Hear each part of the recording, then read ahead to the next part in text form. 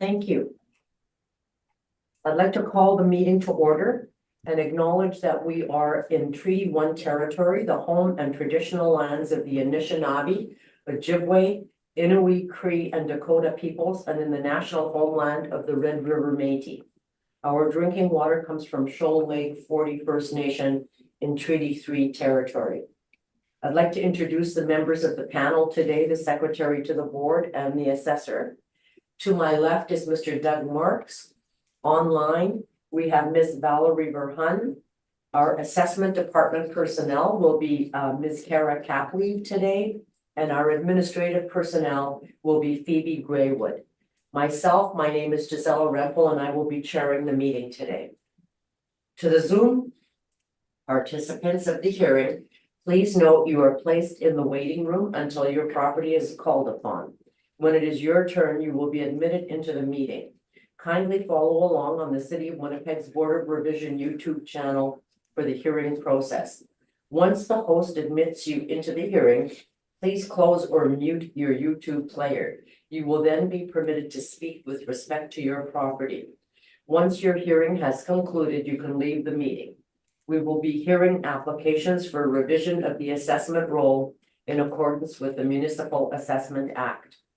The matters for which revision is requested have been described in each application, and we will limit discussion to those matters.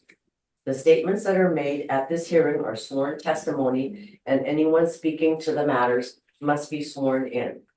Be advised that comparisons of assessments of properties are not considered evidence of market value by the Board of Revision. The Board of Revision is appointed annually by council and is independent of it and the city administration. It makes its decisions on the basis of the evidence provided at this hearing and issues a written order that will be mailed to all parties as soon as possible. Please note that the board's decisions with respect to an application may be appealed to the Manitoba Municipal Board if the matter pertains to assessed value or classification, or to the Court of King's Bench if the matter pertains to the application of exemptions from taxation. Should you wish to appeal, information on how to do so will be included with the board's order. With respect to the hearing process, I will confirm the points of appeal with your property to be addressed with each applicant following the swearing in. We will then have the assessor's testimony, followed by questions that the applicant may have, and then the applicant's testimony, followed by questions. Each side will have an opportunity to summarize if they wish. Once all of the evidence about an application has been brought forward, the applicant may leave. The process will repeat for each item on the docket today. The session will close after all the applications have been heard, and the board will deliberate in private and make its decisions. You will receive the board's decision by registered mail as soon as possible. As information, all public hearings are live streamed, recorded, and will be part of the public record. We will be hearing items 2, 5, and 6, and 10 through 15 on our docket today. I understand, Ms. Graywood, that we do not at the current time have an applicant here for over Zoom for item 2 and 5. Correct. So I think we will move items 2 and 5 to the end of the agenda today. And we will move on to item 6, which is 2862 St. Mary's Road. And I will hand it over to the assessor to make her presentation, please. Pardon? Oh, yes, we must swear them in or affirm them first. Thank you, Ms. Green. Ms. Caplevy, can you state your full name? Kara Caplevy. Do you affirm the evidence you're about to give at this hearing is the truth, the whole truth, and nothing but the truth? I do. Thank you. And Mr. Van Bergen, can you state your full name? Thank you, Wesley Van Bruggen. Do you affirm the evidence you're about to give at this hearing is the truth, the whole truth, and nothing but the truth? I do, thank you. Okay, let's try that again. Madam Assessor, if I could have your presentation. Hey, thank you, Madam Chair. The subject property has a roll number of 08006787000. It is 2862 St. Mary's Road. It is in the neighborhood of 543 St. Vital Perimeter South. It is a one-story single dwelling built in 1965. It has 988 square feet, a full basement with basement finish. It has one full bath, has central air conditioning. The assessed lot size is 218,798 square feet. The land influences are external corner, medium traffic, no sewer, no water.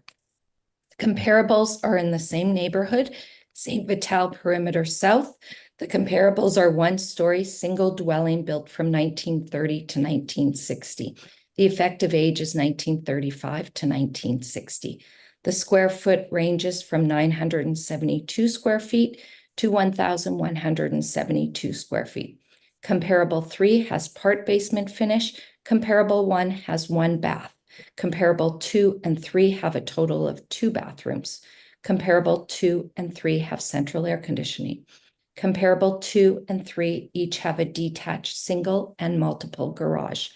The assessed lot sizes of the comparables range from 87,120 to 217,871 square feet.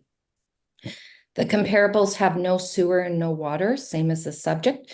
Comparable 2 also has a light traffic influence. The time-adjusted sales prices range from $412,100 to $479,300. The time-adjusted sales price per square foot ranges from $362.77 to $453.88. The subject property has a 2025 assessment roll value of $443,000, which is an assessment per square foot of $448.38 per square foot. There was a sale in December 2020 for $435,000. The time-adjusted sales price of that sale would be $499,000. That sale was a private sale. We did send a questionnaire to the owner to find out the details of the sale and the purpose of the sale. We never did hear back. I also did email the agent with no response. As you can see, the property is in a prime location. There's a map attached that shows where the subject is in the comparables. It's just off the perimeter, across from some established commercial. I would ask that the value of $443,000 be confirmed. Thank you. Thank you, Madam Assessor. Mr. Applicant, do you have any questions of the assessor? Thank you very much, Madam Chair. Just a quick couple. So when it comes to the building description, these are typically parameters that would impact the value. Is that correct? The property parameters, as well as the lot size, the location, a number of things affect the value. Okay. If there were additional buildings on the site, would that have an impact on the sale price of the property? It could, depending upon the age and how big the buildings are. Okay. All right. I think that concludes my questions. Thank you so much. Thank you. Ms. Verhun, do you have any questions of the assessor? None at this time, Madam Chair. Thank you. Thank you. Mr. Marks, any questions of the assessor? Yes, what would be, in your comparables, what would be the closest to the subject property?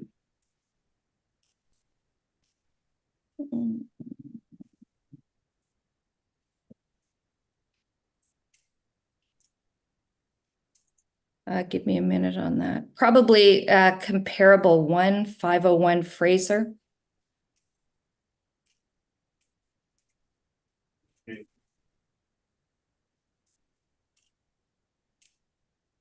No further questions. Thank you very much. Thank you, Mr. Marks.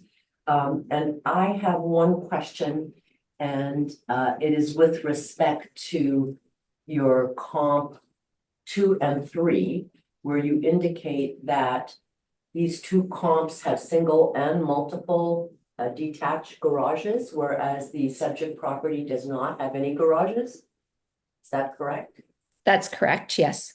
Can you tell me what kind of an increase in value those garages might have for comp 2 and comp 3? I don't have those specific numbers. I could have ran them, but in comparable to the garage, the single is a 1975 and the multiple is a 1930. So I'm guessing they're not adding much value.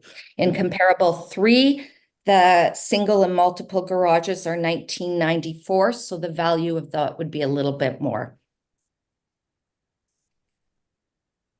Okay, and I noticed that for comp 3, that the effective year built is 1956, whereas the original year built was 1946. Do you know anything about what has been done to the particular building to upgrade it from a 46 to 56 level?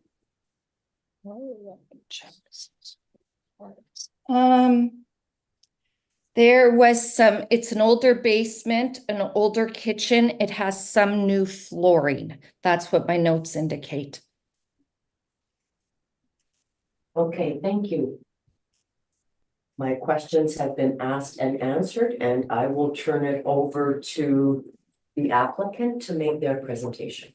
Thank you, Madam Chair. There is a rebuttal for this. I'm not sure if we wanted to deal with it now or if you'd like to deal with it later. I think we could deal with it now. Thank you. All right.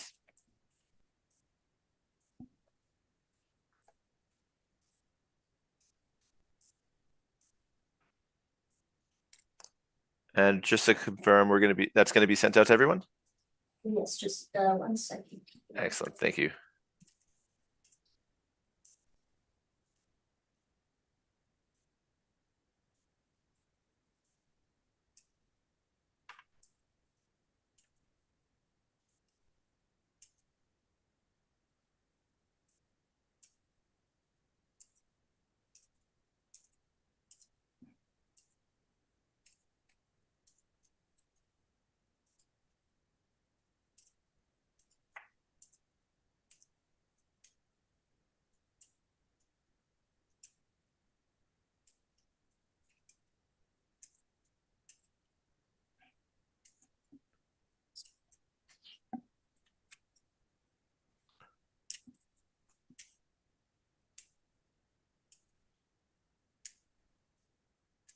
Okay, so it should have been distributed here. If you don't see it, just to refresh your over there. Would it be the last item It would on? be item 6. Yes, I see 3 item 6s. And just, There, is it this last one here then, I'm assuming? if you get. Oh, you got it for. Well, it's the last one, I'm assuming.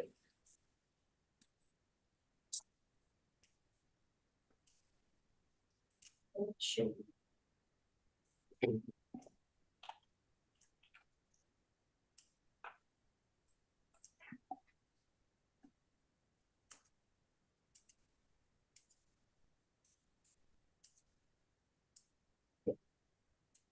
Okay. Does everybody have it? Yes, I just got it now. Yes, thank you. Okay. Excellent. If we can turn to page 3, please. And just let me know when you're there. It should be in the bottom right-hand corner. It should be identified page, M&P page 3 of 14. Okay. All right. So this is the first. So this is this will be comparable to or comp 2 of the assessors from the assessor's brief. Just a couple of matters here I would like to point out.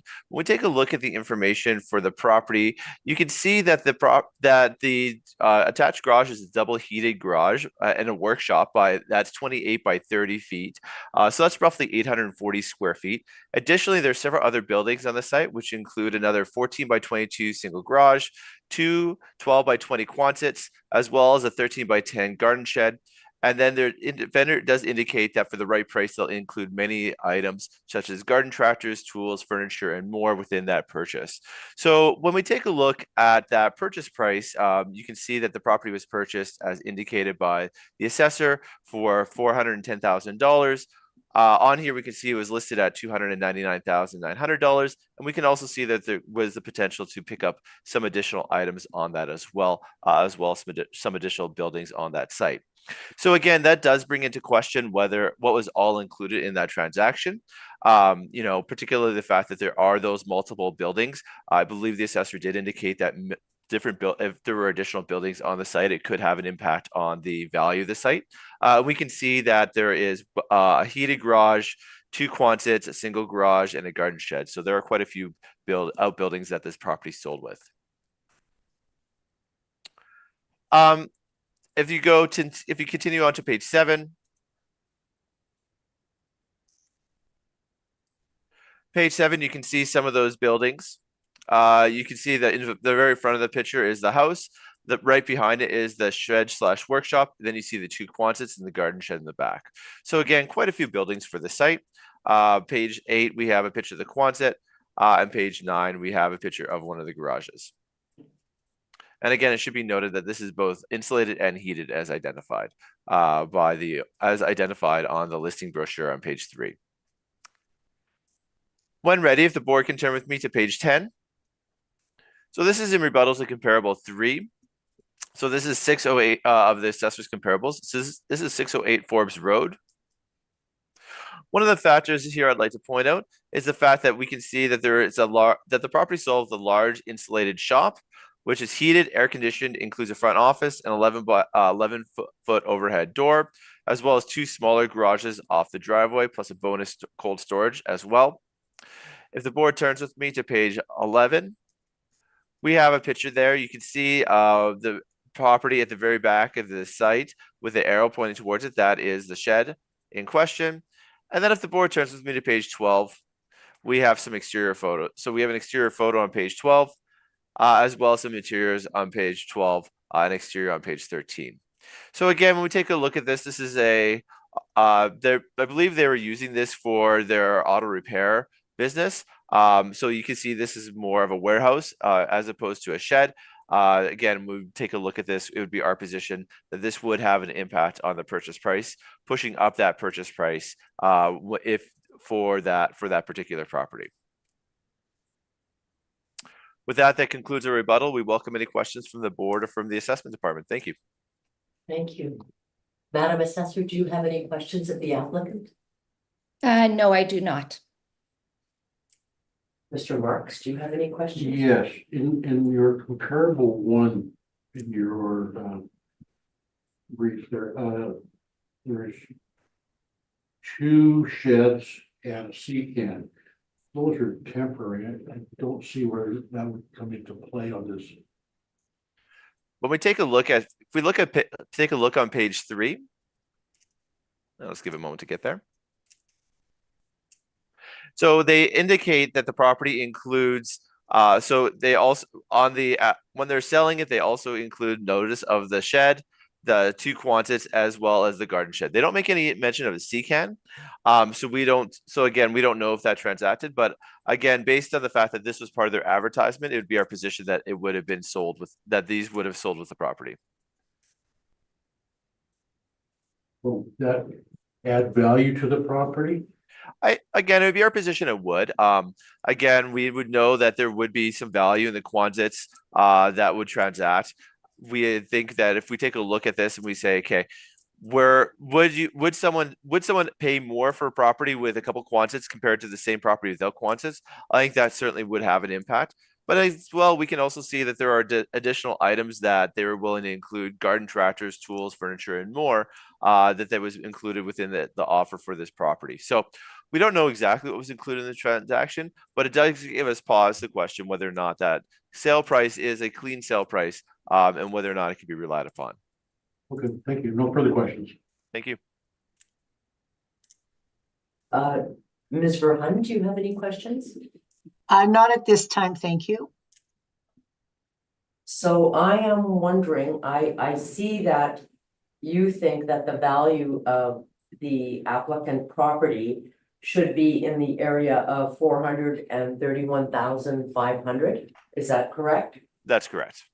Okay, but it was sold December 16th, 2020 for $435,000. Mhm. So why do you think that there should be a reduction in the assessment of this property? Well, as the assessor mentioned, it was a private transaction, so we don't have all the details about what all transpired.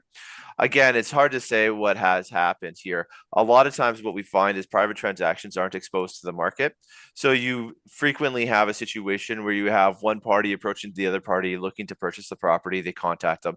And then when they negotiate a value, they have to pay a price that's high enough to convince the other other owner to go.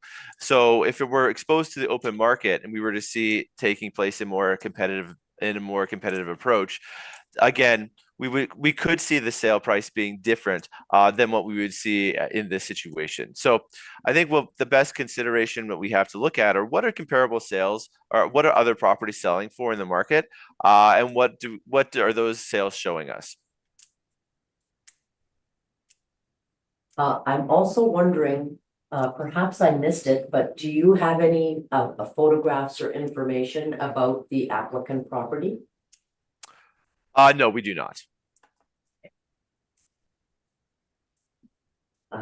My questions have been asked and answered, so I will turn it over to the assessor if there is a summary that you would like to make. Can I make my presentation, Madam Chair? Yes, certainly. All right, excellent. You should have a document before the board that's 17 pages. And if the board can just confirm that's the case.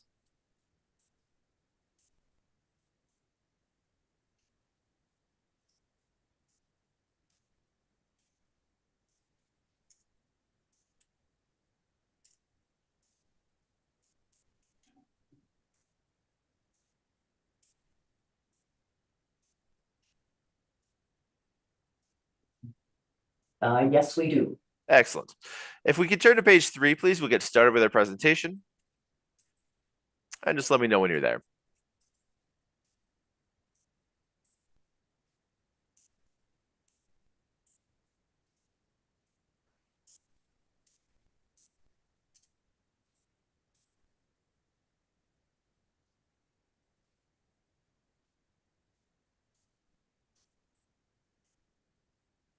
Is Everyone, everyone on page 3? Okay, excellent. we're Thank you. there. Perfect. So as mentioned, the subject property is a 988 square foot residential home built in 1965, located on 5-acre land parcel. Assessed value is $443,000. MVP is requesting a valuation of 443,000. MVP is requesting a valuation of $431,500. If the board will turn with me to page 4, we just have the information, the summary provided by the assessment department in regards to the property. You can see that the value for last cycle was $385,000. And you can see that the value for this year is $443,000. Page 6, we contains, again, some information from the assessment department just in terms of the physical characteristics, which we've already seen. One interesting thing to note is when you look at the amount of size for the finished basement, it's only 100 square feet.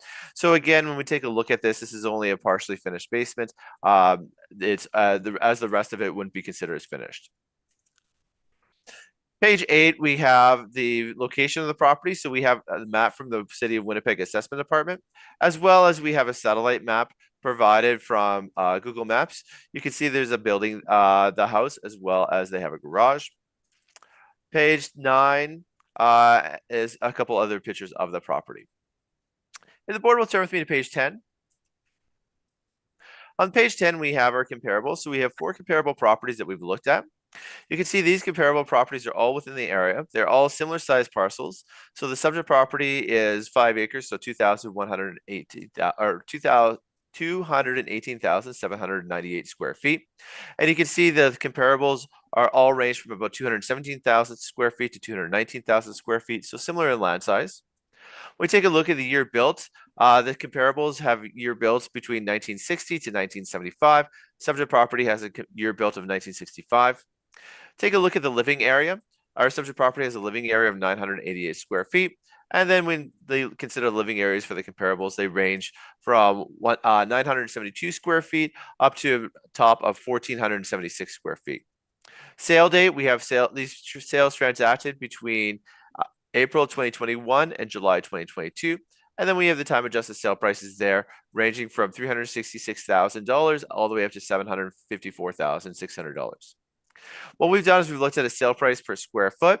So again, taking a look at this, we have sale prices per square foot ranging from a low of $336,000 up to a high of $583,000. Again, when we take a look at these properties, we do take a look and try to determine what an average is, as we feel that's our best indication of what the market value would be.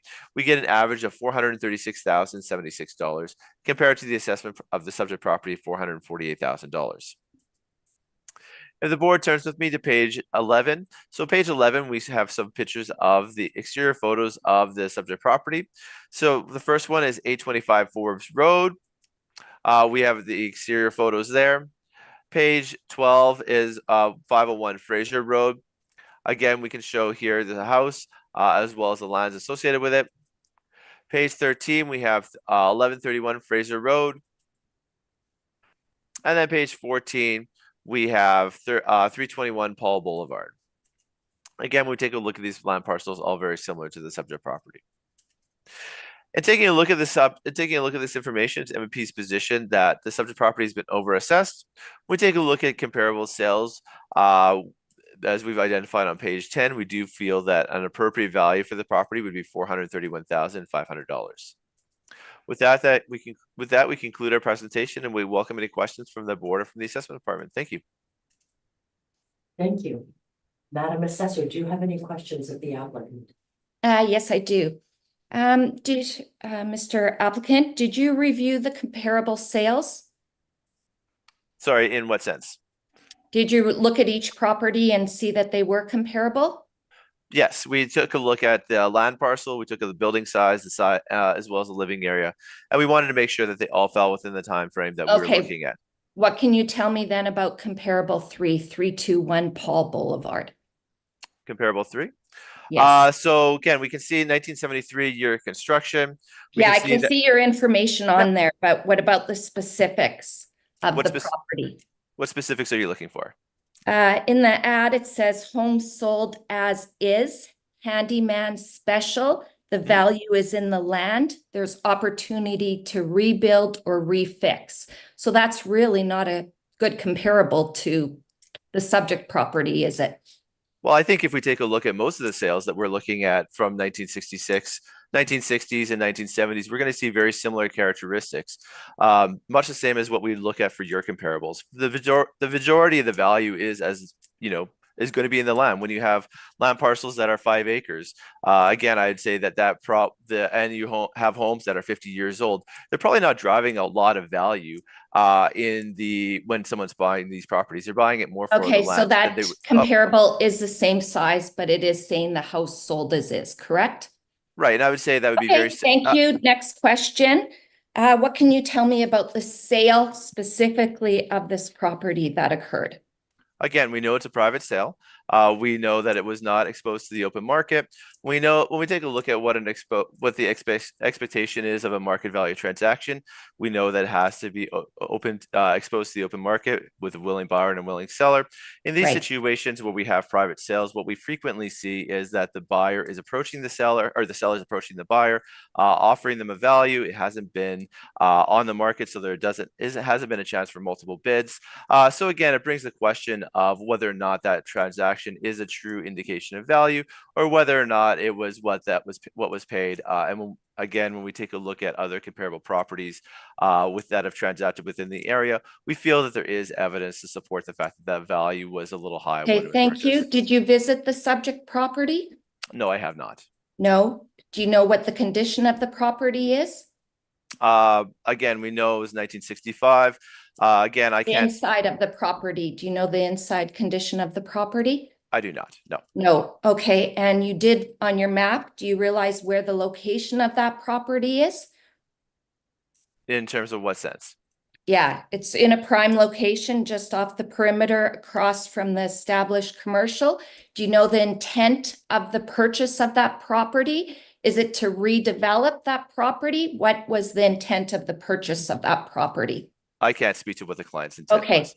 Thank can- you. I have no other- further questions. Thank you. Although we do see that when we take a look at other comparable sales, much the same as what we would do in other situations, we do see that sales within the area are selling for values that would support a lower assessment. Right, And but we do would be a see lower that they did market value. pay $435. Time adjusted is $499. In a private Yes. sale, which would be Yes. unexposed to the market. So Yes. again, Thank you. my understanding would be private transactions are typically not viewed as valid market transactions unless the appropriate due diligence has been done. Thank you. Ms. Verhun, do you have any questions? No, they've been answered. Thank you. Mr. Marks, do you have any questions? My questions have been asked and answered. Thank you very much. And my questions have been asked and answered, so I will turn it over, first of all, to the assessor. If you have a summary. Yes, Madam Chair, thank you. I would ask that the value of $443,000 be confirmed. The comparables support the property as well there is at sale, and whether it was exposed to the market or not, the sales price is indicated there that they paid $435,000. I don't think the property has gone down in value. We don't know the intent, what the property was purchased for. It is in a prime location, and that property could certainly be for redevelopment. The time adjusted sales price is $499, and I ask that the value of $443 be confirmed. Thank you. Thank you. Mr. Applicant, do you have a summary? I do. Thank you very much, Madam Chair. So again, when we take a look at this information brought forward by the assessment department in support of their value, we can see that comparable 3 sold with what is arguably an industrial warehouse on the site that was used by the owner for running their own small business, auto repair. Again, we feel that that would add substantial value to this property. And we can see that comparable 2 when it sold, it had multiple quantits. There was an indication that the property could sell with some additional items such as lawn tractors, furniture, etc. So really, that really brings that value into question. So we see the only comparable used by the assessor that doesn't have some question is comparable 2, which sold for $423,000 or for $423,000 or $423 a square foot. The subject property has been assessed at a value of $448 per square foot. So again, just looking at the assessor's information, that does support a reduction. And then when we take a look at the information M&P provided, we provided 4 sales. We've taken a look at those properties, again, made sure they're within the area, made sure that the land sizes are the similar, years of construction similar. The assessor had brought forward some questions about the quality and the condition of the property. Again, I think we can all be fairly confident that when we're looking at buildings from the 1960s and 1970s, particularly when we're sitting on 5 acres of land, the preliminary value or most of the value is coming from that land itself. There really isn't much value coming from those buildings. The homes certainly are more of a secondary consideration. And again, when we look at the sales brought forward by M&P, we support that value of $436 a square foot. So considering all the evidence there before the board, it really is M&P's position that the assessed value is too high. When it comes to the private sale, again, private sales are just that. They're private transactions. It's a situation where a buyer approaches someone and says, we'd like to buy your property. They offer them a value.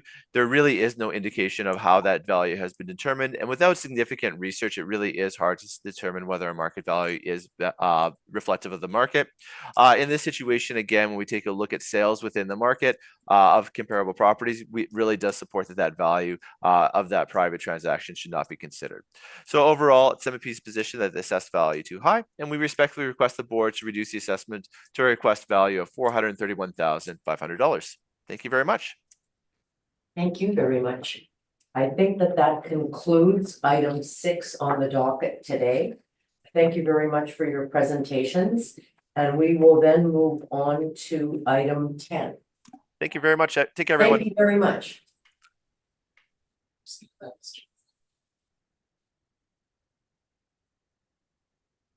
Is it Mr. Neufeld or is it his son today? Mr. Neufeld. Mr. Neufeld, can you hear us?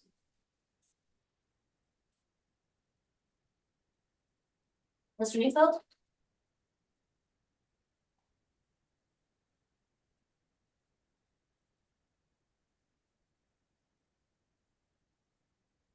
Mr. Nico, can you hear us? Yeah, I can. I just walked in the door. Are you starting right away? It is your item, yes, number 10, we would start with. Can I get 30 seconds? Sure, Okay, I'll be right back. thank you.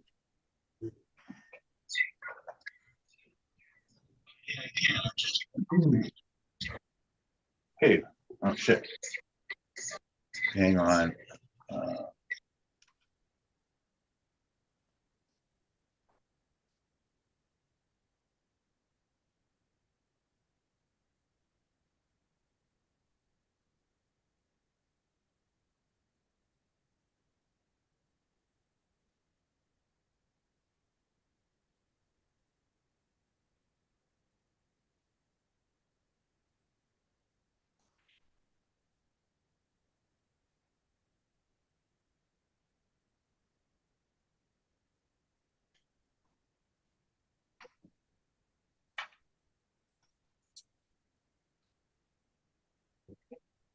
I think that maybe what we will do is take a short recess until Mr. Neufeld is ready to proceed. So let's say 5 minutes and then we'll proceed at that time. Thank you. Thank you. Now we will proceed with item 10 on our docket today, which is 101 Christie Road. And I will ask Madam Assessor to make her presentation, please. Okay, thank you, Madam Chair. The subject property is 0800. I'm sorry, I've forgotten. I'm sorry, I'm sorry to interrupt you, but we have not affirmed Mr. Pollock prior to your presentation, so we will do that now. Sorry, Mr. Neufeld, can I get you to state your full name? Rocky Neufeld. Do you affirm the evidence you're about to give at this hearing is the truth, the whole truth, and nothing but the truth? I do. Thank you.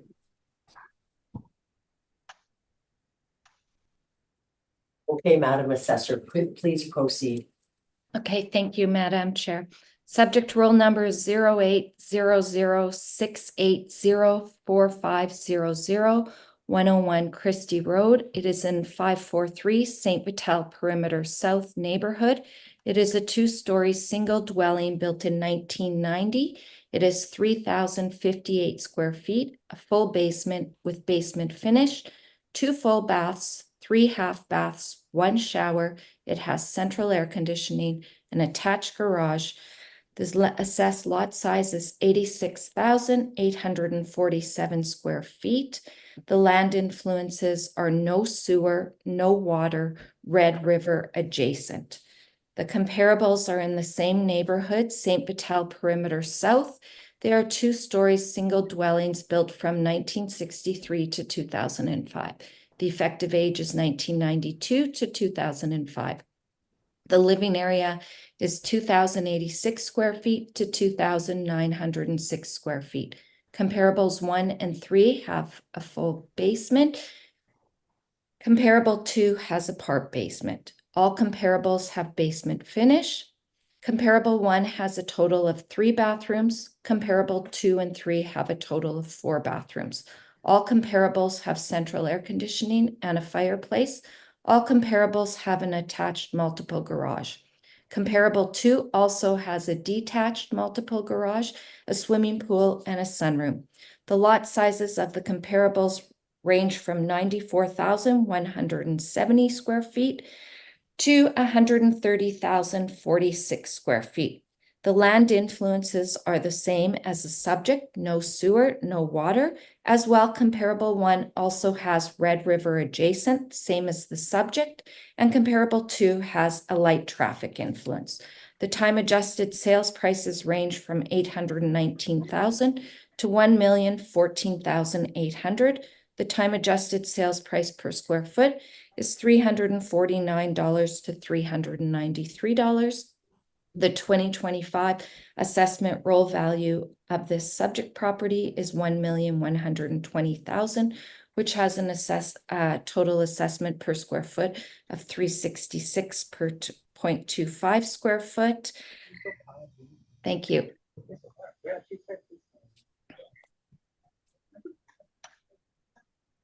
Mr. Applicant, do you have any questions of the assessor? Yes, I do. These comparables you have listed, I see that number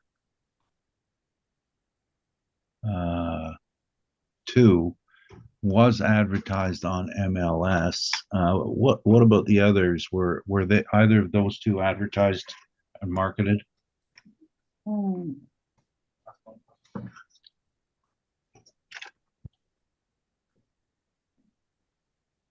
I don't have that information in front of me. I can get that information. If you want to go on, I'll look it up and let you know.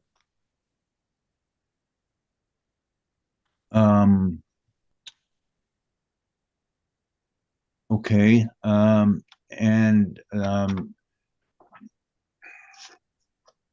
number, of course, Christie Road, most of Christie Road is on the loop inside the Red River or close to it, right? Correct? I don't know. You'll have to look at this, the map on this one. Yeah, it's on the end of Christie Road. And Ramblewood, that's in what's called South St. Vital secondary plan, correct? Ramblewood is in the same neighborhood. South St. Vital. Do you know when the South St. Vital secondary plan was enacted? No, I have no information on that. Okay.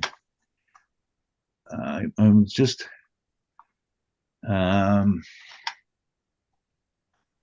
it is, of course, number 3 is 2005, correct? Correct. And the others are more the vintage, same vintage as the subject property. Well, yeah. And what was the time adjustment? The time adjustment shows there on the sheet. No, but what was the factor? Oh, this area went up 13% on average 13% per what? per 2 years. Over a 2-year period, 13% or 13% per year for 2 years?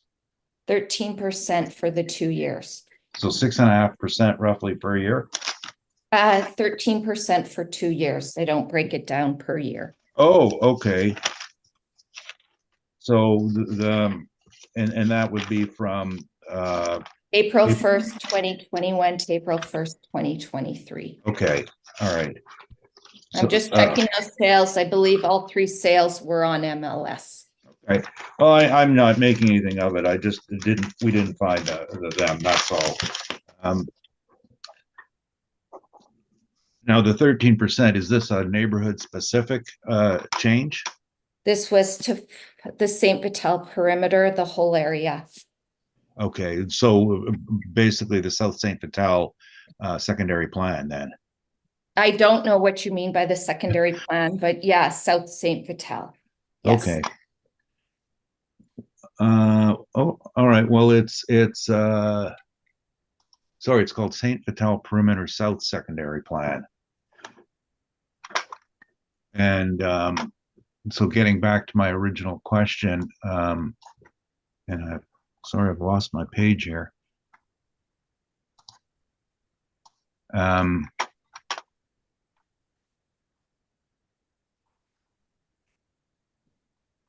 So you then weren't aware that the secondary plan came into existence in 1995 then? As I mentioned, I don't know anything about the secondary plan. Well, would the impact of the city's of approving a secondary plan for a neighborhood that allows for an unserviced lot make a change in the housing portfolio in that area? I have no information. I don't know the secondary plan, so I can't answer that. Okay. What is the what are the guidelines for septic tank minimum lot size? Do you have that? No, I do not have that. Okay. Can we assume that all of these properties have septic tanks and well for water?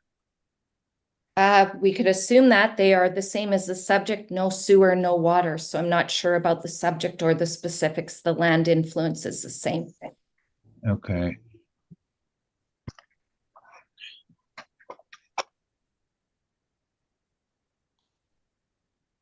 And the concept of, I guess the reason I'm asking about the secondary plan is after its approval, you weren't aware that construction and interest in South St. Vital picked up fairly strongly.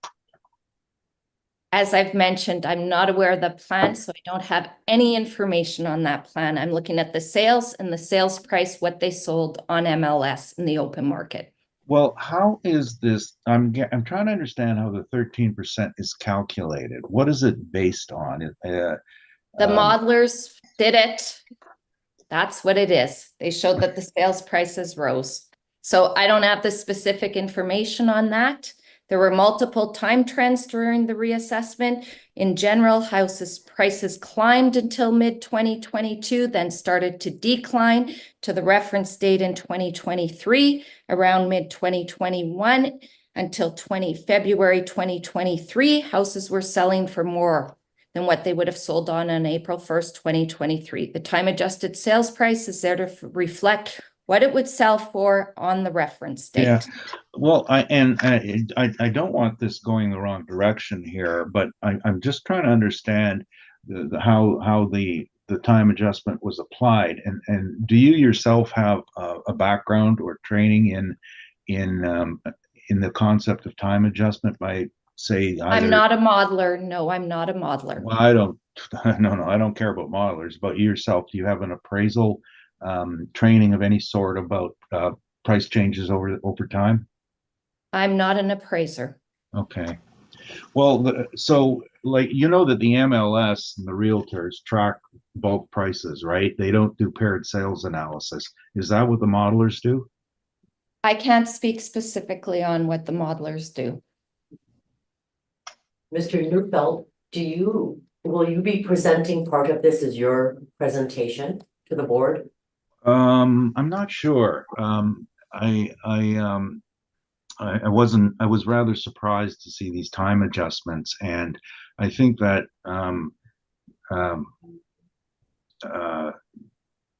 that it's probably a rebuttal issue more than anything else. And I'm just trying to understand if the assessor had a knowledge of how they determine that prices went up over time. I'm quite prepared to give you the verbal rebuttal afterwards. I think I'm finished. The answer is there is no knowledge on their part. I had hoped there might be more, but I'll just go. That's fine. So, is there in your modeling a river adjustment of any sort? Yes, there is. Lots on a river land or usually more. Yeah. Do you know how what the adjustment is? It's about $100,000. 100,000 per unit. Okay. But you didn't bring that to the board today. You brought 3 sales to defend this assessment, and your lowest value sale that is on the river is the lowest priced of these sales, correct? No, it's actually in the mid-range. The time adjusted is $895 and Ramblewood is $819. Well, a time adjustment is somebody's analysis who you haven't been Well, able that's to the way the provide. assessment department does it, so that's what I'm here to say. I'm asking you, it's something you haven't provided in your evidence. What you It have is here. provided is the sale price. The sales price 775, and the time adjusted sales price. So I am here to 775. support the time adjusted sales price. Based on the sale prices, is there any indication that there was a river lot adjustment of $100,000? Based on, pardon me? Based on the actual sale prices, is there anything to demonstrate $100,000 adjustment in your comparables for a river lot? When we looked at land sales, there was about a difference of $100,000 in this case. Land sales, are these in your evidence? No, Okay.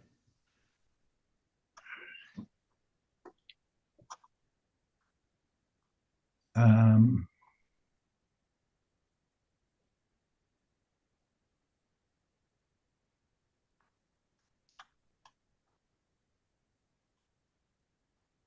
I'm just about finished. Sorry. I apologize. I have a very difficult start to the day and I'm just catching up. Um,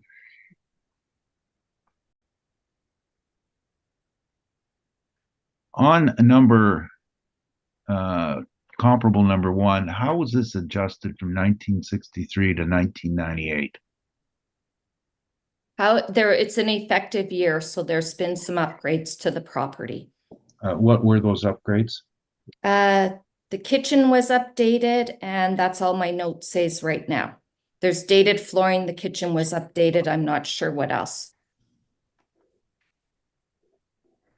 Was the foundation, framing, or envelope changed?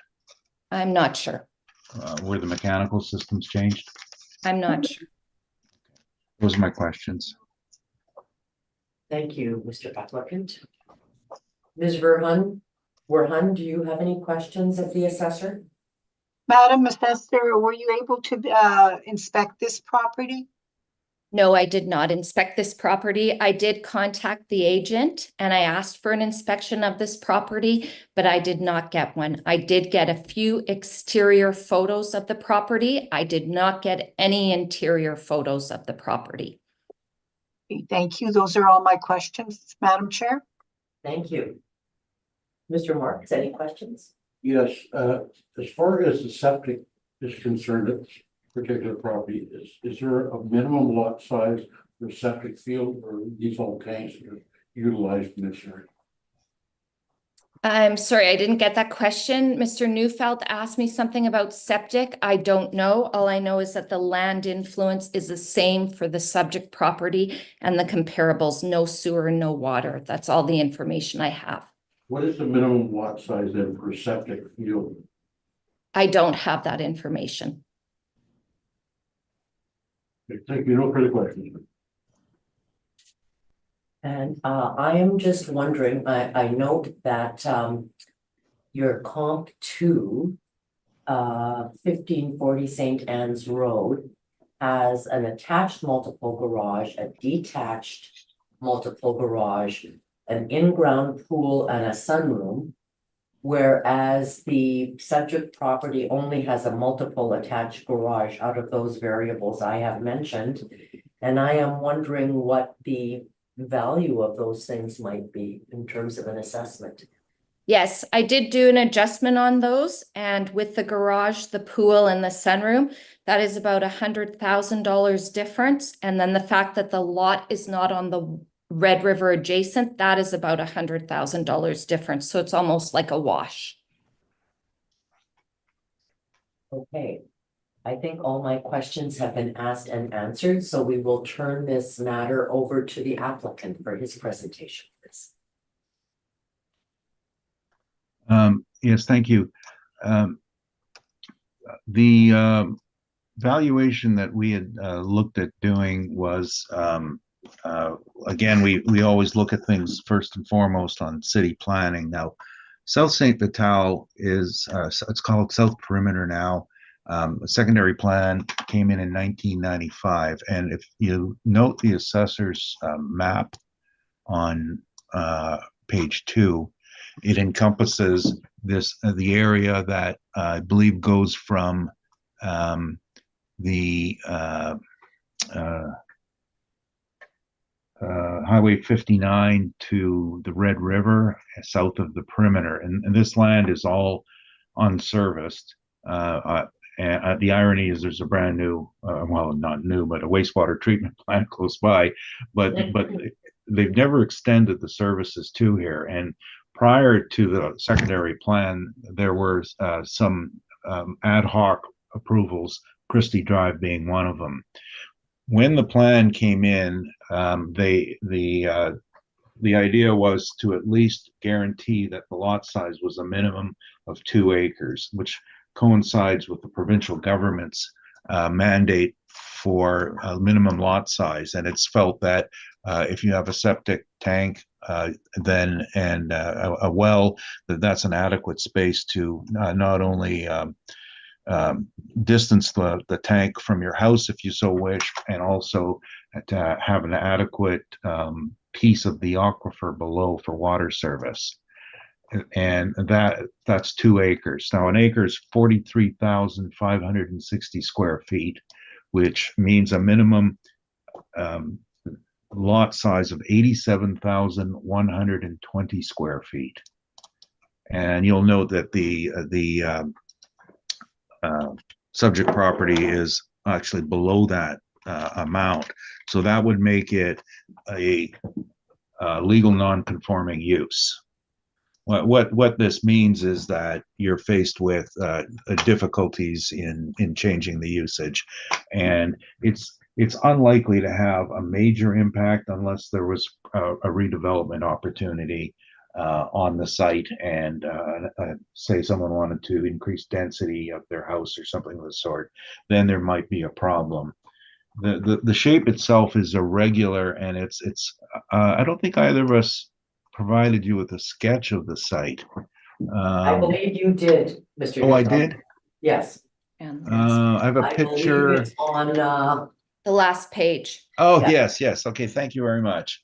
Yes, and so you see they carved out like a little walkway almost to the river to say, I've got riverfront property.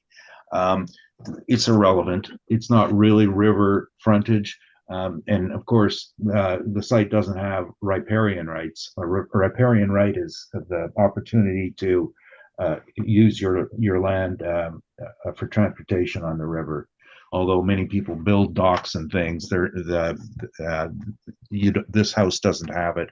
So this is, I guess we wouldn't characterize it as river frontage. But I think the assessor has called it river adjacent, and I think that's acceptable. The house is older. We had looked at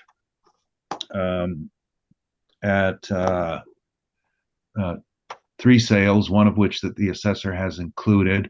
And you can see that on page 1, the average sale price was $267 a foot on that. Well, we don't adjust prices because the whole concept that values went up is a farce. It is not true. What happens is that the people who are tracking sales, and this is both the real estate board and the city of Winnipeg, track them on a bulk basis, which means they look at the sales and they see that over the years they went up either on a per unit basis or a per square foot basis. But why did they go up? And there's 2 major problems with that style of work up. Is that number one, you miss out on the fact that the assessor just stated. I asked her about the comp number one on the on the date, on the change in the date. Now a person improves their house, sells it for more, and then the amateurs in the market say, well, the values of houses went up in this neighborhood. Well, they did, but not for the market. They went up because someone did an improvement on it. The other reason they've gone up is I was talked about South St. Patel or some perimeter south secondary plan. Once that was passed in 1995, then the area began to be developed with newer homes. Newer homes sell for more than older homes. So that skews up this average price nonsense. And it's anytime you turn on the television, you'll see me there and ranting and raving when there's a news story about average price of a home goes up. And I'll spare you my colorful language, but it's not the sort of thing we should be talking about here. If you want to determine if values increase, there is only one acceptable way, and it's a paired sale analysis. Usually you need 20 to 30 sales of similar properties. You have to determine that, or the same property, you have to determine that were there any changes done on the property from the first sale to the second sale, and this has to be researched. And this is why when you come to the Board of Revision that we're doing 15 minutes and talking about a property and moving on. The depth of work required for a sales adjustment on a residential property is harder than a commercial property. Commercial property is pretty simple because the asset is wasted and you're just looking at the rents are generated and the cap rate returns. On a house, you have to look at did the property get improved along the way? What evidence do you have it's improved? Search the building permits, talk to the agents, and do it repeat by 20 times. And I have done this in the past for different jobs. And you know the degree of actual real market-based increase is not very large. And the more unique your property is, the less that you'll see that it'll be influenced by that. Matter of fact, you know, an interest rate, of course, is a major factor on the market. That is something we can track. And on our page, oh, this thing isn't page, sorry. Looks like page 7. That's the Bank of Canada rate. So at the time, most of our sales were listed, both ourselves and the assessors. And you'll see in this particular period, the Bank of Canada prime was about 1%, 0.5%. It went as high as 2%. Now, the Bank of Canada rate sets the mortgage rate. Now, that's not a mortgage rate because you give it to your bank upcharges you in the mortgage, and then you pay that. Your mortgage rate determines your affordability for a house. And if you go forward to our effective date, April 1st, 2023, that rate was now at 4.75%. So that's Bank of Canada. So the mortgage rates, people were looking for new housing, and you could get a CMHC cut, but you were still looking at least a doubling, probably a tripling of the interest rate. And I don't know if anyone in the room has renewed their mortgage during this period, so you know what I'm talking about. Your cost of borrowing went up, which means that when you go to qualify for your mortgage and they determine, you know, whatever the number they use, 40% of your income to determine if you can afford the mortgage, you don't get a mortgage. If you don't get a mortgage, you offer less money to buy the house. It's just, that is the market. That's how you determine whether there was an increase. There was a decrease in value, not an increase. Because everything goes back to money, to financing. It's not a sales, a very shallow sales analysis. And I'm not coming down criticizing the assessor, because I know that they have no control over it, and often they don't even get to look at this information. You know, we should ask for these modelers to show up at the hearings and explain how this works. Show us how your data works, but they don't. And as a result, I think you have made your point there. Okay. So One last, please move on to absolutely. this particular property and why you think the value is $819,000. I just want one last thing to say. The Municipal Assessment Act puts the burden of proof on the assessor. And the Bank of Canada rate determines that the burden of proof has not been met on their increases. We looked at 3 properties. We used the average sale price of the 3. We've given you full details from MLS on these sales, and they're all in the same neighborhood and similar vintage and close to the same size. And no adjustments. $267 a square foot comes to a value of $819,000. And that, by the way, the discussion I was just bringing out with the interest rates is summarized on page 1. That is our contention. Values went down, not up, in that interest rate increase time period. Thank you very much for your presentation. Madam Assessor, do you have any questions of the applicant? Yes, I just have to, okay, since you're talking about the sales price and no increase, you actually have in your evidence here, 2630 St. Mary's Road. Can you see on your page 1, 2, 3, 4, that 2630 St. Mary's Avenue Road sold in 2020, August, for $680,000. And then it sold on page 3 in September 2021 for $740,000. So that is an increase in value, correct? And in response to that, I will refer you to our Bank of Canada rate page. And if you'll note that. Yeah, I just asked if it did increase in No, value. no, I don't answer questions that way. I answered according to the facts and why we put it in. It coincides with what we did. September 21 Bank of Canada rate 0.50 in September 21. And then in June of 20, it was the same rate, 0.50. So the increase in value was not based on any change in the interest rate, and so then the next step is to determine had the improvements changed, and that requires an inspection and discussion with the realtors. We didn't do it, and there isn't any evidence to show one way or another if there were improvements done during the time period. I of course have an opinion on it, but I don't think that's appropriate to say. I picked up something here in the listings that I noted would indicate a lower initial price without actually being able to research it.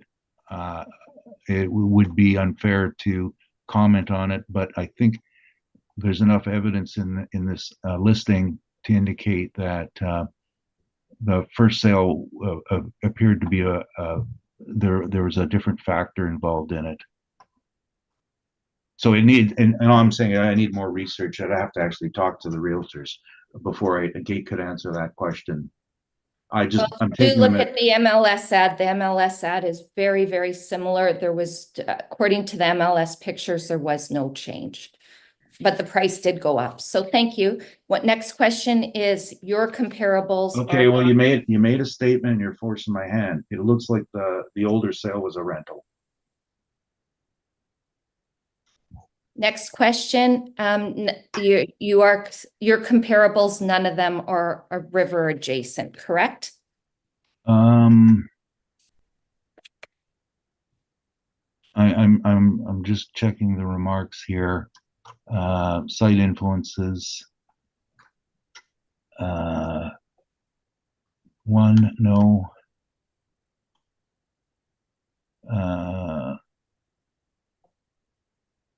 Number 2 got chopped off, but it's not.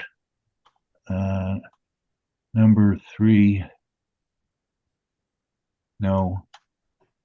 No, it doesn't appear so. They're large lots. I have no further questions. Thank you. Thank you. Mr. Marks, do you have any questions? Just one, It's 440 square feet short of 2 acres. so with that in mind, you probably could not put in a field because it's under the 2 acre mark, correct? Oh, absolutely cannot put in a field on it, no. Okay. So it's got a tank? Yes, a holding tank. And yeah, and so like, I don't know how much, there's a couple of different types of septic systems. There's the full holding tank, and then there's the solid holding tank with the discharge of liquids. So this one has to be a full holding tank. Okay, thank you. No further questions. Ms. Verhunde, any questions? I have none, Madam Chair. Thank you. And I am just wondering, if I understand correctly, Madam Assessor said that she had asked for an inspection but never received approval to do one. And I am wondering if you have any insight as to why the applicant would not allow an inspection of the property. Yes, I do. Wasn't a question of not allowing it. I think I can't recall the date we were asked, we contacted the owner right away and he was out of town and the house was locked up. So we couldn't do it. I'm just checking Michael's email. I can answer that question. I sent an email asking for inspections on October 9th. October 9th. Okay, so yeah, that was kind of a short-term thing, and he was away. Okay, thank you. I'm also wondering if you could clarify for me what this ad hoc approval you were talking about refers to. You said that ad hoc approvals were offered for some of the properties, including 101 Christie Road. Well, as the evolution of the planning system, planning department occurred, back when this was approved, this was more or less a councillor decision, the way it worked. And if you had a request, there would be a community meeting, there'd be 3 councillors, 1 from your own and 2 from the adjacent wards, and they would pass approvals on that basis at community committee. And as so the secondary plan system came up in the early 90s, and by the year, I'm just trying to remember whose administration it was. I think it was mostly during Glenn Murray's administration that the community planning was streamlined, and they took the community committee out of the equation and had it go through councillors and then through the other committees in city council. And it wasn't his administration actually that pushed this forward. It was the provincial government. I can't remember the exact date, but it was in the 90s where the ultimate authority in planning is the provincial government. Under our charter, Canadian charter, planning is the responsibility of the province, in which they've seconded to the cities and the rural municipalities. And the province at that time told all the cities, municipalities that, first of all, you need a long-term planning document, and then you have to review your own guidelines. And the long-term planning document has to be redone every 10 years. So the first one, I believe, was 2011. No, sorry, 2001. And I think that was Plan 2020. That's why I was thinking of, that was Mr. Murray's administration. And then it became all funneled through the planning department. And the councillor had no further authority. And that happened in many wards. The Charleswood, how did all the places on Loud and Liberty get built without approval? Because they were requests made and development was approved. And then later on, there was another secondary plan drawn up there to formalize what could be done. And so the concept was, okay, if this is going to happen, we don't want it to happen, but we're not going to guarantee this. The planning document, I'm reading it now, it's pretty much says, we're never going to guarantee you're going to get sewer and water, and you must have a minimum of 2 acres. And in some regions, they went to 5 acres, depending on where it was. And then the developers were told, you're paying all your own infrastructure, don't count on the city for a nickel. And then they went ahead. And that's how that got approved in 95. Ad hoc before that would be, if there was a road there and you could get to it, there'd be a different sort of approach to it.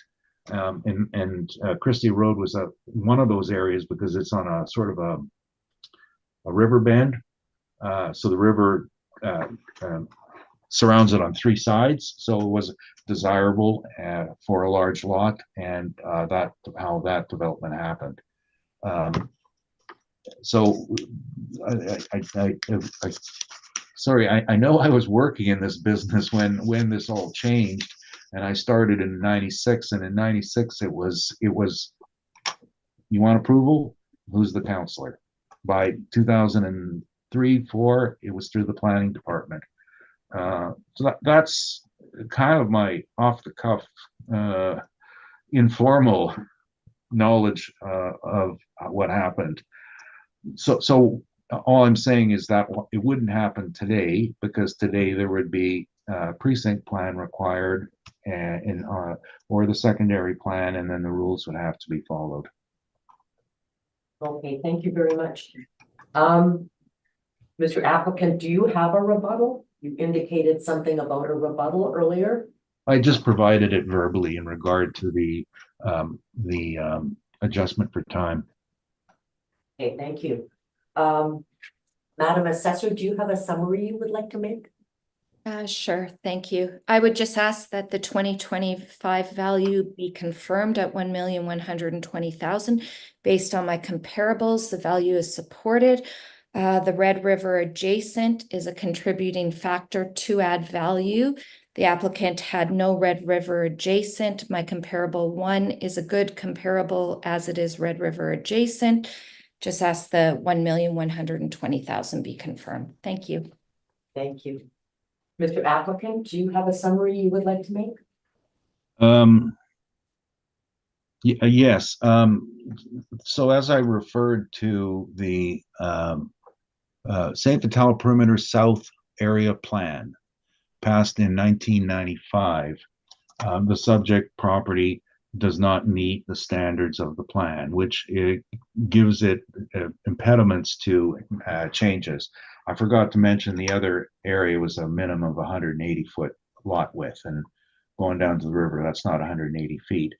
But that's a minor issue. The real issue here is the concept of time adjustments. And my work, and I honestly, I don't do a lot of residential work. My work is in the commercial world, but it's also in the investment world. And real estate is tied solidly to interest rates, whether it be commercial or personal for mortgages. If your mortgage is $1,500 a month in 2021, but when you go to renew in 23, it's now $2,500.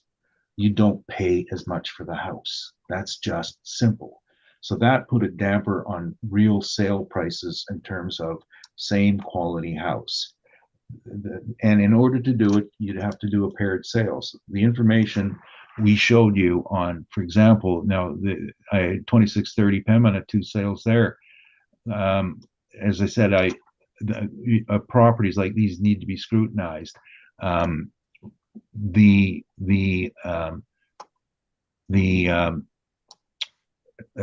realtor's remarks are not adequate for this, and one needs to actually research the permits and then speak to the brokers handling the deal. But the real truth of the matter is that both those sales took place before the interest rates rose.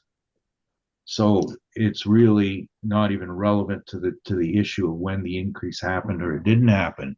At the highest end of the scale, the higher priced home on St. Mary's only sold for $274 a foot. So it's not essentially the first sale was a depressed value, and my instinct tells me it was a rental home, and there's other things on there that would indicate that, and it required some care and cleanup, and then was remarketed and flipped. But that's not a natural increase. The interest rates show you the natural increase. I guess you just can't modify and assume that everything goes up when the major trackers say that prices are depressed because of interest rates. And I think that the number we put is fair, and in regard to the burden of proof in the Municipal Assessment Act, the assessor's time adjustment does fail that. They haven't given you any evidence. They have to prove it works, not just say it's a statement we have and we don't know how it's made up. It's a mystery. The machine spits it out. Thank you. That's all I had to say. Thank you, Mr. Applicant. I think that concludes number 10 on our docket, 101 Christie Road. We will move on to item 11, which is 541 Forbes Road. But before we do, Mr. Neufeld, have you received the information with respect to item 12, 13, and 14 on the docket?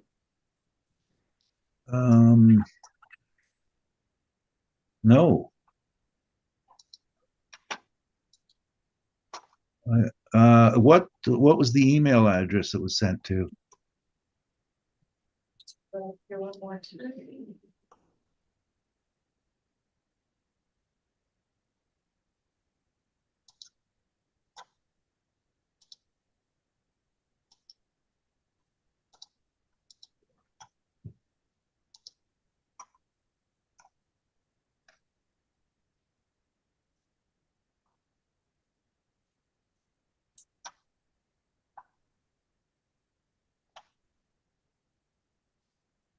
It was sent to rocky.winfield@colliers.com and I sent it at Oh, sorry, no. 9:55 a.m. My apologies, I found it. I get like 10 emails after you, so okay. Okay, good, thank you. So let's proceed to number 11, which is 541 Forbes Road. Madam Assessor, could we please have your presentation?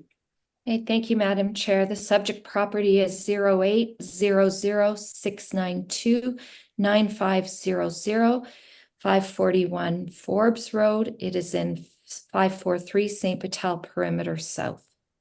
It is a one-story single dwelling built in 1972, 1,085 square feet. It has a full basement and basement finish. It has one full bath, one half bath, one shower. It has central air conditioning. It has an attached multiple garage and a detached multiple garage. The assessed lot size is 130,561 square feet with no sewer and no water. The comparables are in the same neighborhood, St. Patel Perimeter South. Comparables are all one-story single dwellings built between 1946 to 1988. The effective age is 1956 to 2000. The living area ranges from 1,056 square feet to 1,476 square feet. Comparable 3 and 4 have a full basement and basement finish. Comparable 2 is a surface foundation. Comparable 1 is full part area with basement finish. The comparable 2, 3, and 4 are also on the same street as the subject. Comparable 1 has a total of 3 bathrooms. Comparable 2 has 1 full bath. Comparable 3 has a total of 2 bathrooms. Comparable 4 has 1 full bath and 1 half bath. All comparables have central air conditioning. Comparable 1 and 3 have a fireplace. Comparables 1, 2, and 3 have an attached multiple garage. Comparable 1 also has a detached multiple garage. Comparable 4 has a detached single and multiple garage. The lot sizes range from 181,452 square feet to 219,286 square feet. The land influences are the same as the subject, no sewer, no water. The time adjusted sales prices range from 479,000 to 596,000. The time adjusted sales price per square foot ranges from $354 to $583. The 2025 assessment roll of this property is 540,000. I did ask again for an inspection of this property. I was not able to have an inspection. I did receive some interior photos of the property, which were also attached to the applicant's brief. Thank you. Thank you. Mr. Applicant, do you have any questions of the assessor? Just first of all, in regard to the request for an increase, what did the email actually state? Ask us. Sorry, what? Could you read the email, a request for the inspection? Oh, read it. I just had it. Where did I put it now? Good morning, Rocky. In regards to the 2025 appeal scheduled on October 22nd, the following 4 properties, I am requesting an inspection on the above noted 4 property. Please let me know what works with your clients. There was subsequent ones with another representative, and I did also advise that somebody could inspect evenings or weekends if it worked out better for these properties. What about where you stated that you were pictures would be adequate? Yes, yes. Okay, so I asked for an inspection that I was available, or pictures. And as I said, photos were submitted and they're attached with your brief. okay, so I'm just want to make it clear that we were able to get you something that you you're an alternative that you were found adequate in your For this request, correct? property, correct, yes. Oh, okay. Now, did you, sorry, and I don't want to say anything improper here, but was there a discussion on an offer made from you, or did you, or is that withdrawn? That was without prejudice, so there's nothing here. Okay, that's fine. So you're not making it part of this hearing to bring forward a recommendation. This is my presentation. Okay. And your comparables, again, they were time adjusted by the same 13%. The time adjustments are there, shown Is on it- the brief. But is it the same as the previous one? The same This is the area? same neighborhood. So again, it's a neighborhood change. Okay. And they range unadjusted from 321 a square foot to 556. Why is there such a large range? There's different characteristics on the property, so that's what they sold for. Okay. And when you get this wide variance of sale prices, what do you do with it? Do you average, or do you determine which is the best comparable? Yes, if I did try and go with comparables all on the same street, so as you can see, comparable 2 has a surface foundation, so it's really full basement would certainly add value, would be more valuable, but I did go with comparables on the same street. Right, but my question was, how does 497 fit into the map on this? Like, what's the mean value of the ones you brought forward? I don't know. I did not do that. We're not comparing apples and oranges, where you would be comparing apples and apples. And in this case, I went with properties that were similar and on the same street, so they had the same land influences. Well, wait, if you're not comparing apples to apples or oranges, whatever, why are these even here? Aren't we supposed to be looking at nothing but apples against apples? Well, unfortunately, unless we visit each property, you and myself, then we don't know exactly if the properties are similar. So we try and do our best to get comparables. The average of the 4 you brought forward is 448 square foot, even after your adjustments, and you've applied 497. So I'm wondering how you steered to the higher end of the range. How I steered, I don't understand the question. Simple appraisal. You have comparables.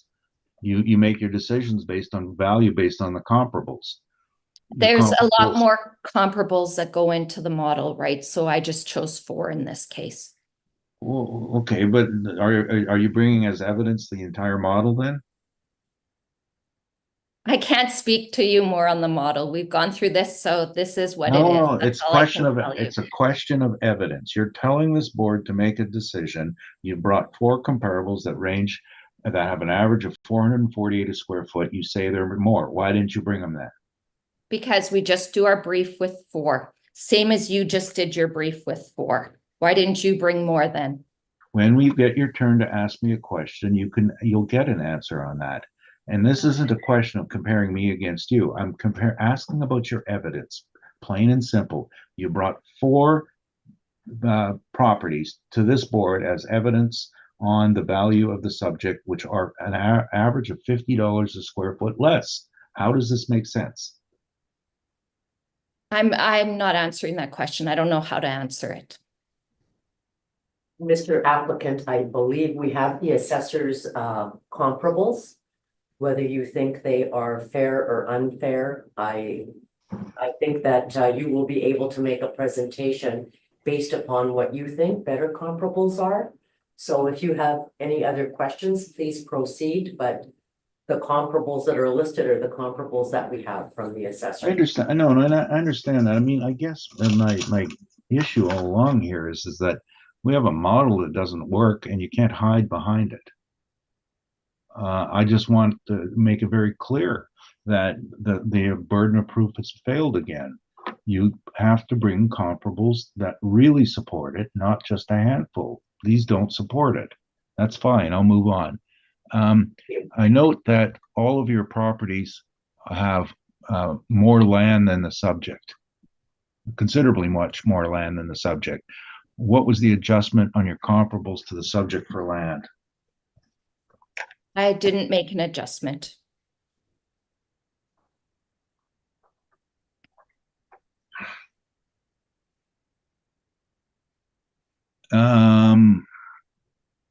Those are my questions. Thank you. Thank you. Mr. Marks, do you have any questions? No questions. They've been asked and answered. Thank you very much. Ms. Werheim, any questions? I'm none, thank you, Madam Chair. And my questions have been asked and answered, so we will turn it over to the applicant to make his presentation.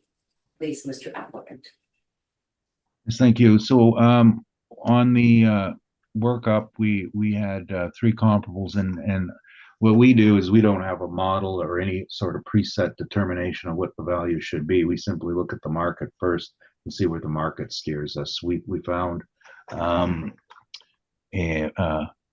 4 sales, and we were fortunate to have them a little bit later, closer to the reference year than the previous one, because this is a more common property. It's a bungalow, and it's a size that's sold more often than other sizes.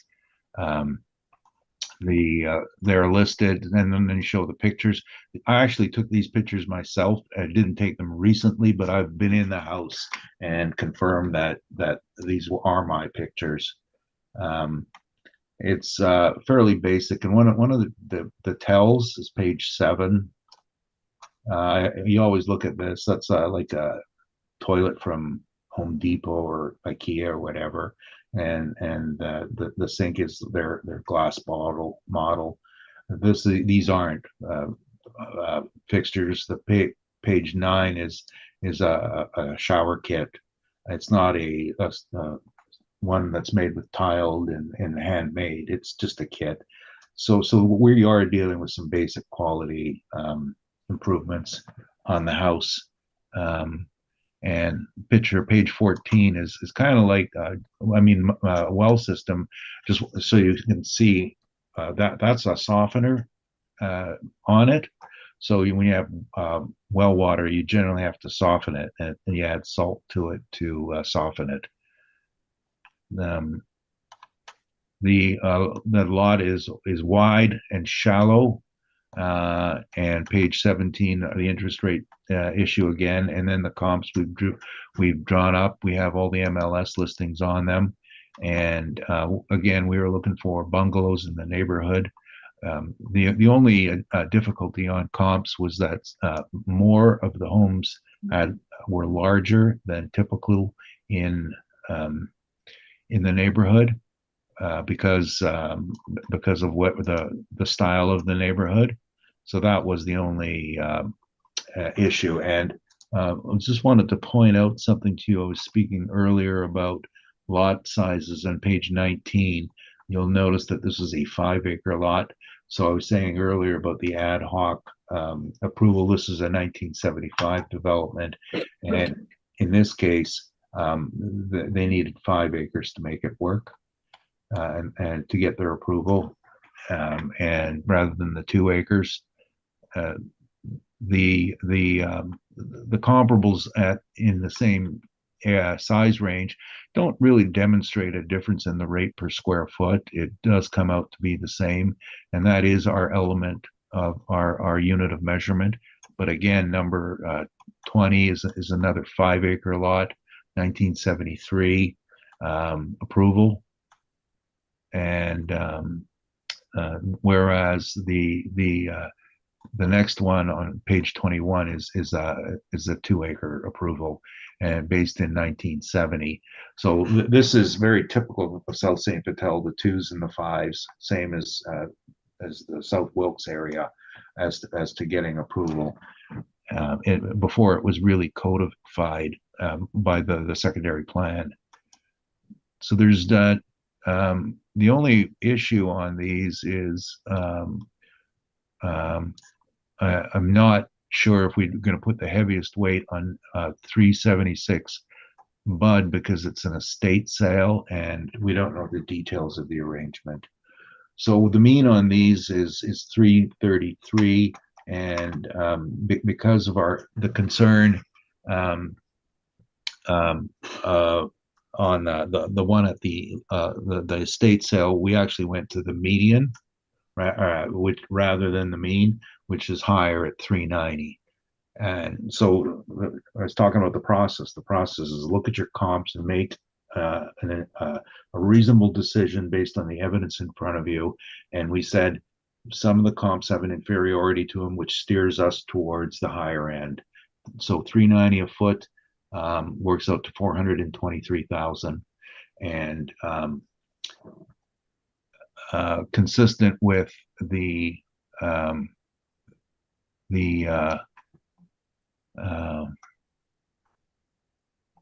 other issues I've already gone over. And that's just I wanted to point out something here. The zoning on this is RR5. So most of this area was RR5 to begin with, and that means rural residential 5-acre minimum.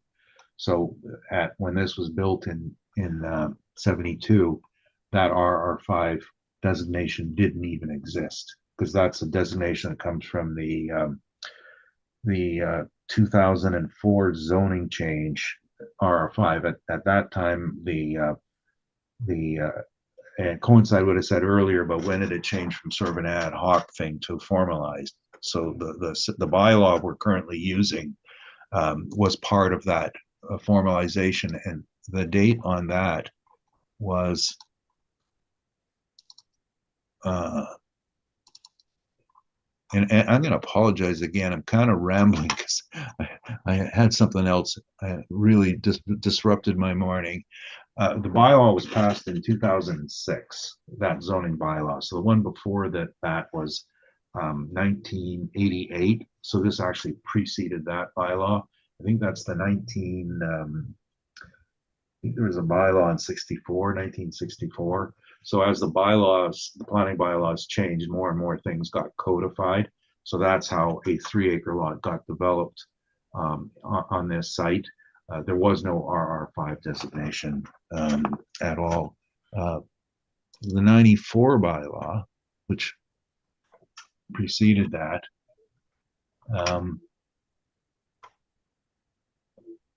these historical bylaws are really interesting in our job because we're often dealing with changes over time.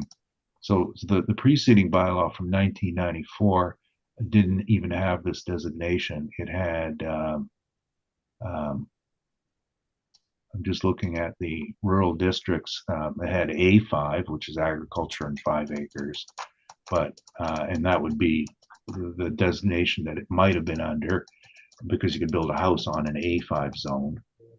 Residential had an RR. Yeah, I didn't even have that. They had the RR2 rural residential district, which is a 2-acre lot. That was passed in 94. Just some fascinating issues on it, but today it's covered under the plan. So any changes, any alterations, Any desire to redevelop is all going to be predicated on the new zoning bylaw. This would be, this one now appears to be a legal conforming use because it fell into the planning bylaw. And that's my presentation. Thank you. Madam Assessor, do you have any questions of the applicant? Yes, Madam Chair, thank you.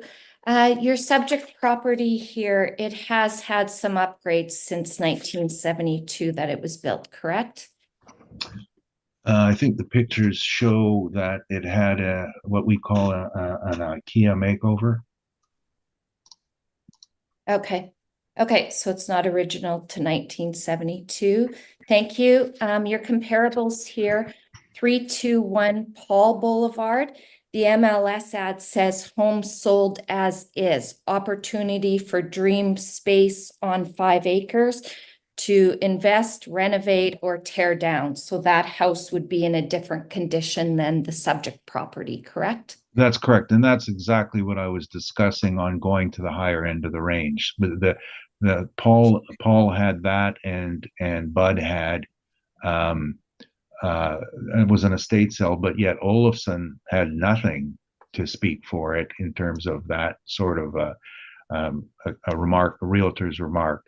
But we Okay, still and chose. yeah, We okay. still chose to go to the higher end. Okay, and your subject property 33 Olafson, that is a smaller lot at 47,000, correct? 47,439 square feet. Sorry, just give me a chance to read that. 33 Olafson, okay. Yeah, it's a 1 acre lot, that's correct. Okay, and it's also on a surface foundation with therefore no basement, correct? Let me just read what that says. I am not familiar with surface foundation, that terminology, see if it's the same language we use. So, foundation concrete piled.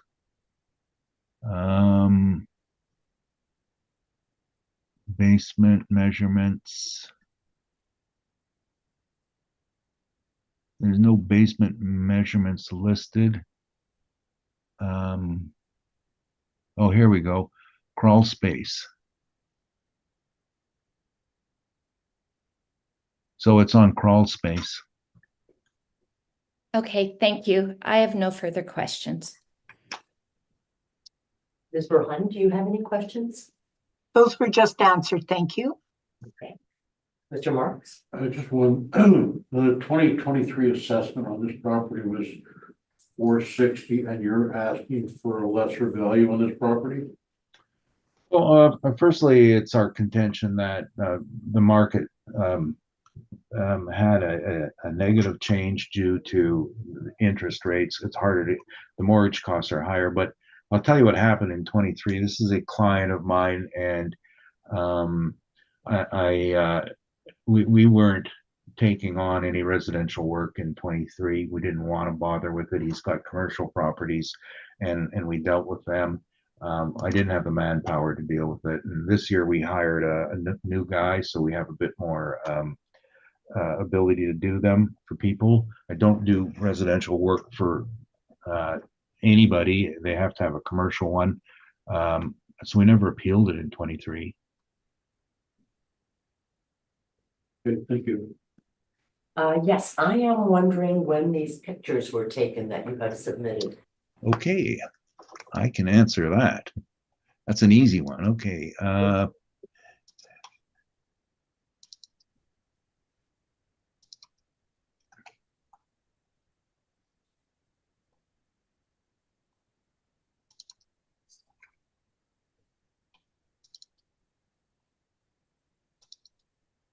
Okay, I'm just going on the, it was winter. I've got a date of January 1st, 2014. Did I work on New Year's Day? 2014, did you say? Yeah, yes. That's the date I have on the pictures, the properties, but I got a feeling, no, that was installed by the computer when we did a server changeover. Um,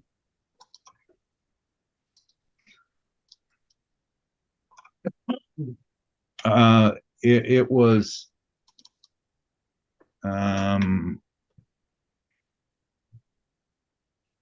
it was the late spring of 2015. I'm just looking, it was for the certificate of agreement that was signed at municipal board on May 25th, 2015. So it was just prior to that.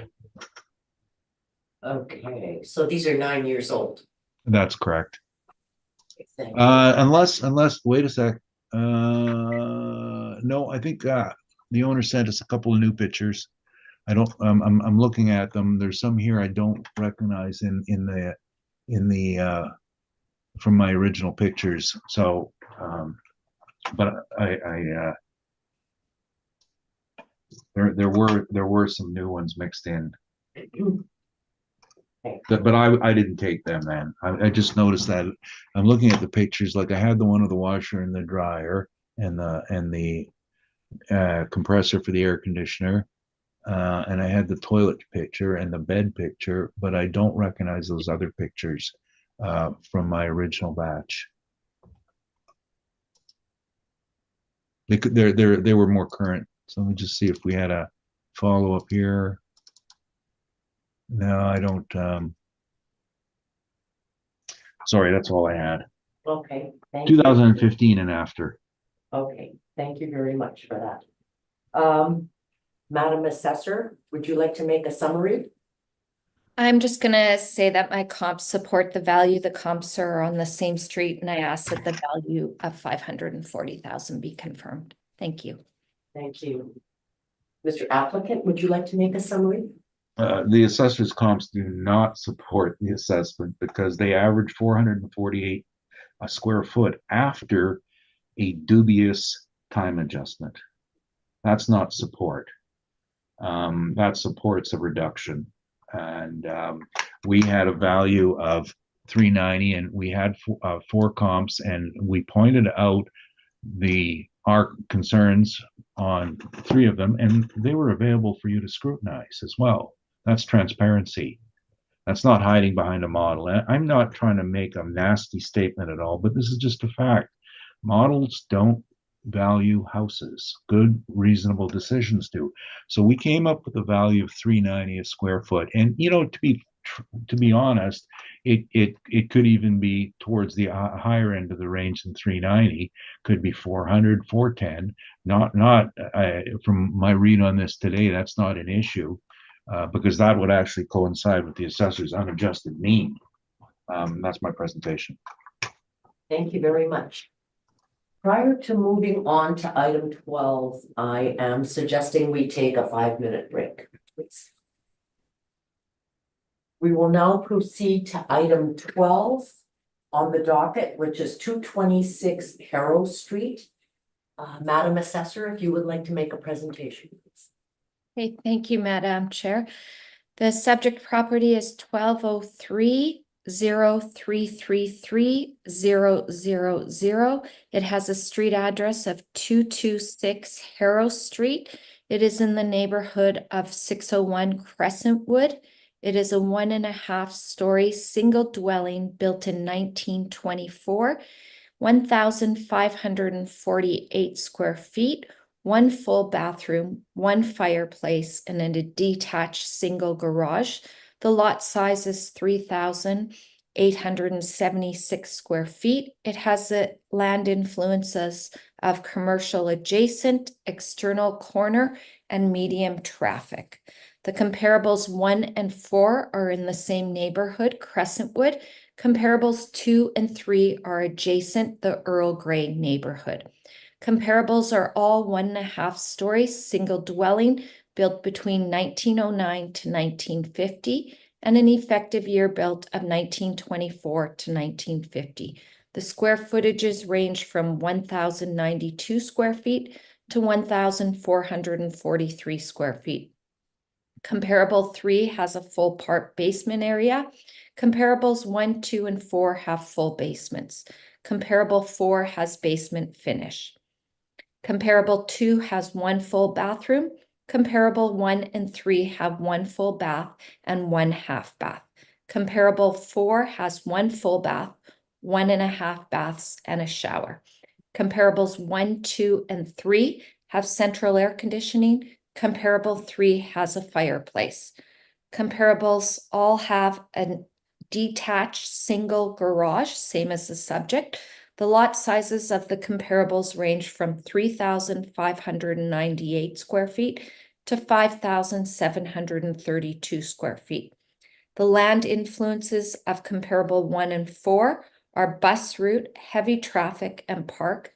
Comparable 2 has commercial adjacent, community building, external corner, and school.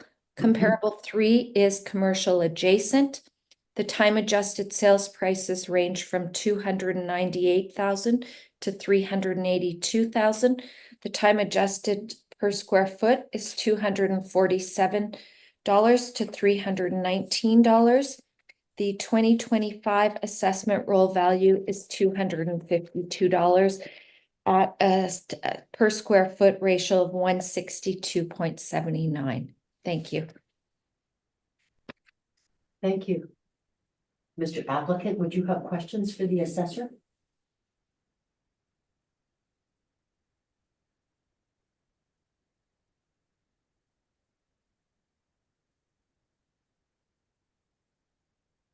I think you're on mute.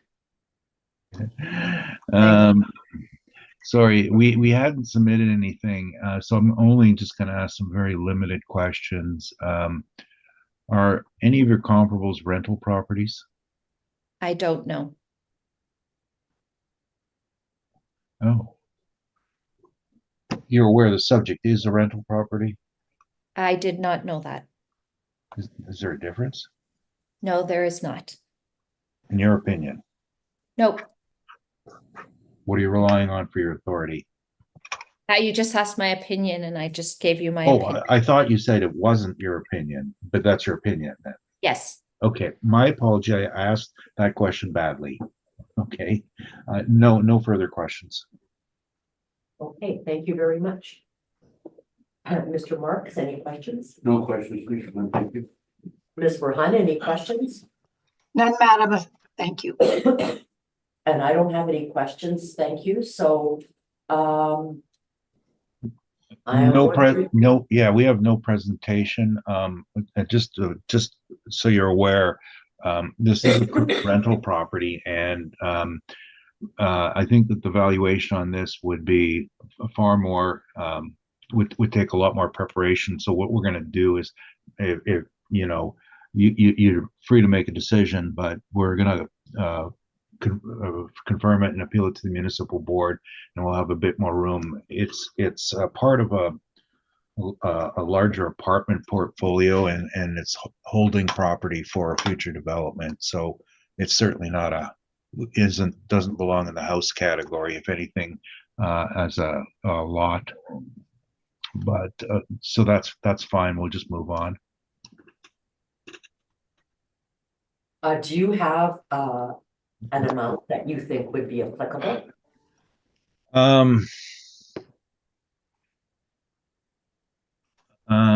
Let me just check. I had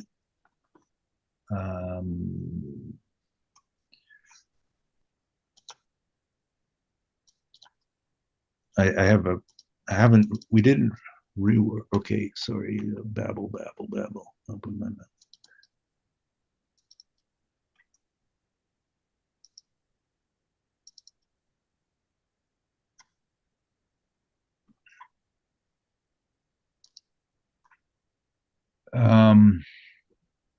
I don't have anything worked out. As I said, we were going to be looking at land value on this, and we haven't researched what the land values are. I mean, the lots in this area can go anywhere from 100,000 to 200,000, depending on the location and the size of it. You know, this one is smaller and it's corner, so it's less desirable in that respect. What is it, 3,800 square feet? So yeah, maybe you could get a duplex on this, but that's about it. So but it the owner bought this probably when it was built in the 20s. They have a portfolio of 100 apartment blocks. Their business isn't houses, it's an inventory for future development. So I don't have a number for you. Okay, thank you. Madam Assessor, do you have any questions for the applicant at all? No,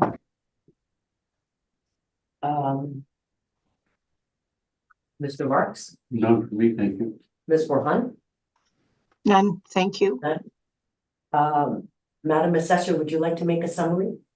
no, that's okay. Thank you.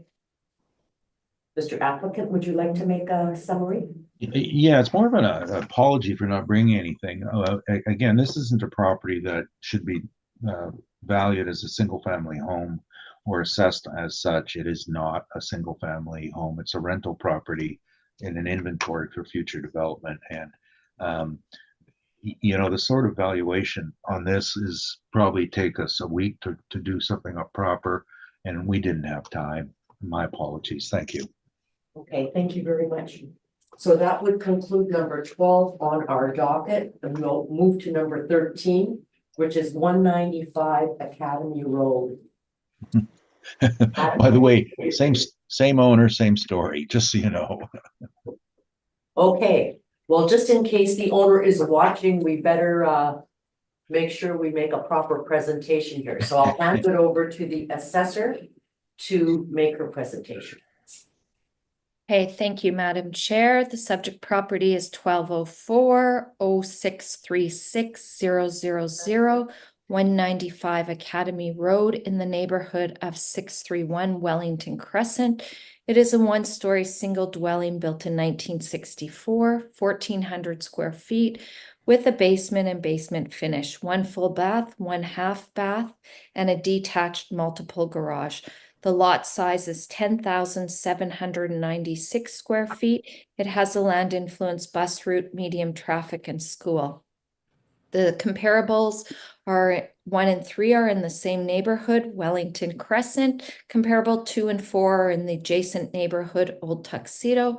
All comparables are one-story single dwelling. Were built between 1949 to 1960. The effective age is 1949 to 1970. Full basements with basement finish. The square footages range from 1,112 square feet to 1,438 square feet. Comparable 1 and 2 have a total of 2 bathrooms. Comparable 3 has 1 full bath and 1 half bath. Comparable 4 has 1 full bath. Comparables 2 and 3 have central air conditioning. Comparable 2 has a fireplace. Comparable 1 and 4 have a detached single garage. Comparable 2 and 3 have a detached multiple garage.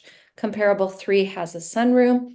The lot sizes range from 6,000 square feet, 6,002 square feet to 6,392 square feet, smaller than the subject property. The land influences are relatively the same. I tried to keep them the same as the subject. 1 and 3 have bus route and medium traffic. Comparable 2 is bus route and heavy traffic. Comparable 4 is commercial adjacent and light traffic. The time adjusted sales price is $341,000 to $451,000.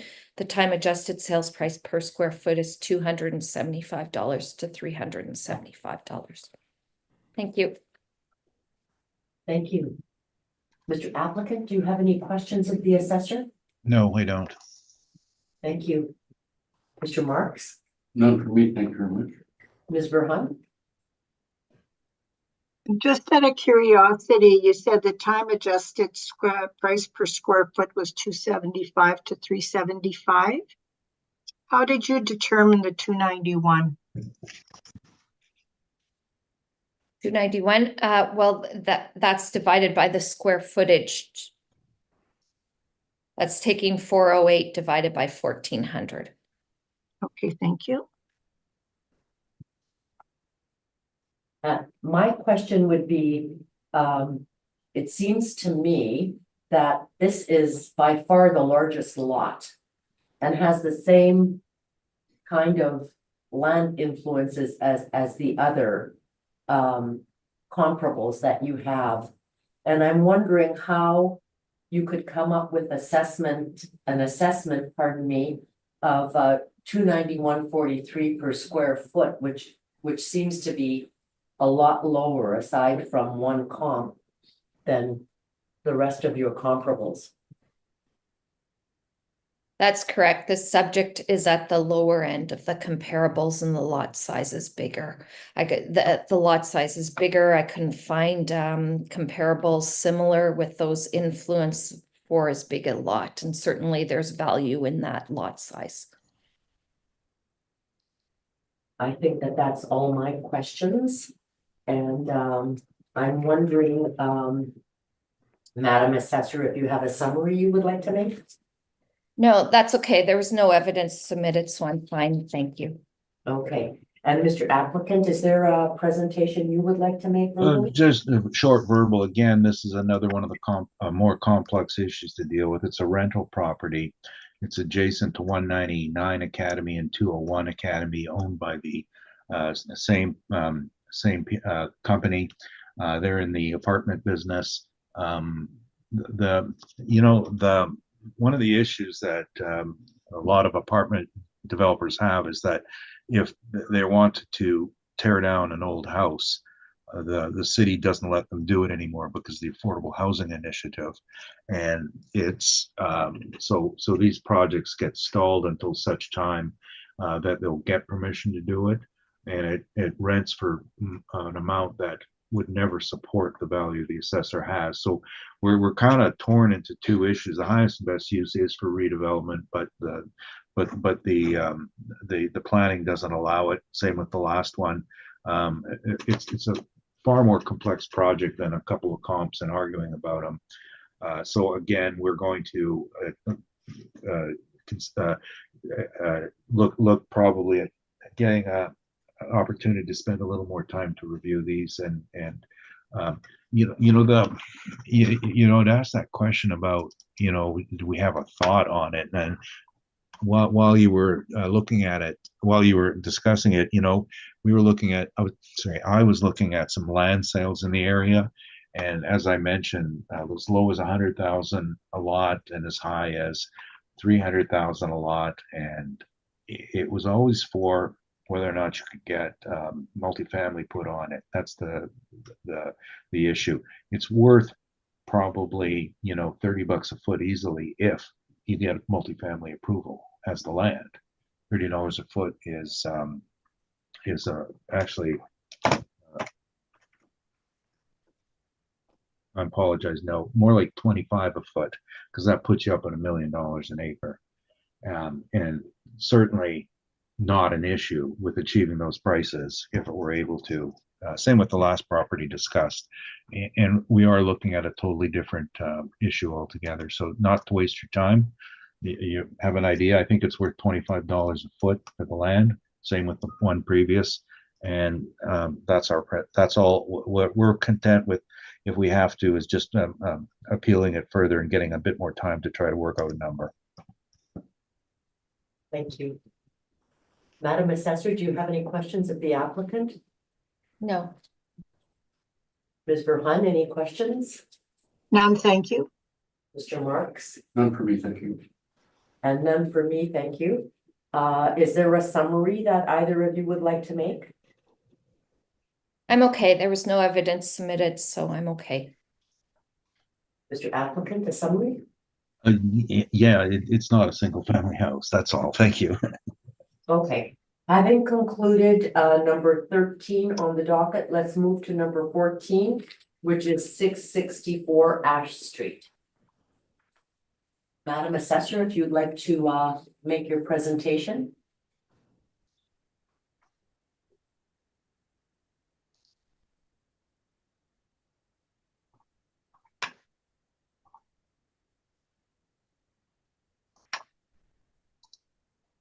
Okay, the subject property is 1205, 101, 3000, 664 Ash Street. It is in Central River Heights. It is one-story single dwelling built in 1955. It is 2,781 square feet. Full part area for the basement finish, 2 full bathrooms, 2 half baths, 2 showers. It has central air conditioning, 1 fireplace. It has a detached multiple garage. The assessed lot size is 12,077 square feet. External corner light traffic are the land influences. The comparables 1 and 2 are in the same neighborhood, Central River Heights. Comparable 3 and 4 are next door in South River Heights. All comparables are 1-story single dwellings. Comparable 1 has full part basement area and no basement finish. Comparable 2, 3, and 4 have basement finish and a full basement. Comparable 1 has 2 bathrooms total.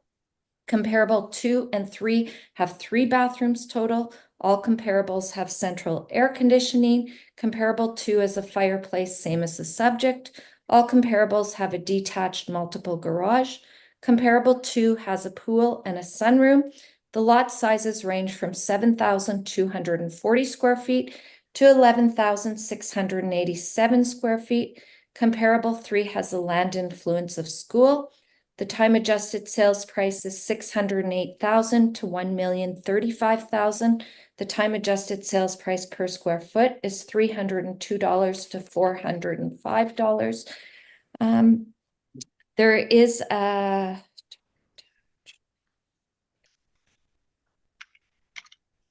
There's a permit attached to this of a new garage. When I did drive by, the old garage is down. The new garage is being built. I did ask for an inspection on this property. I suspect that this property is not original to the date of 1955.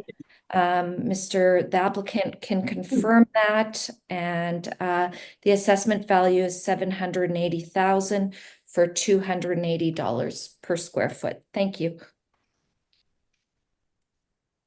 Mr. Applicant, do you have any questions of the assessor?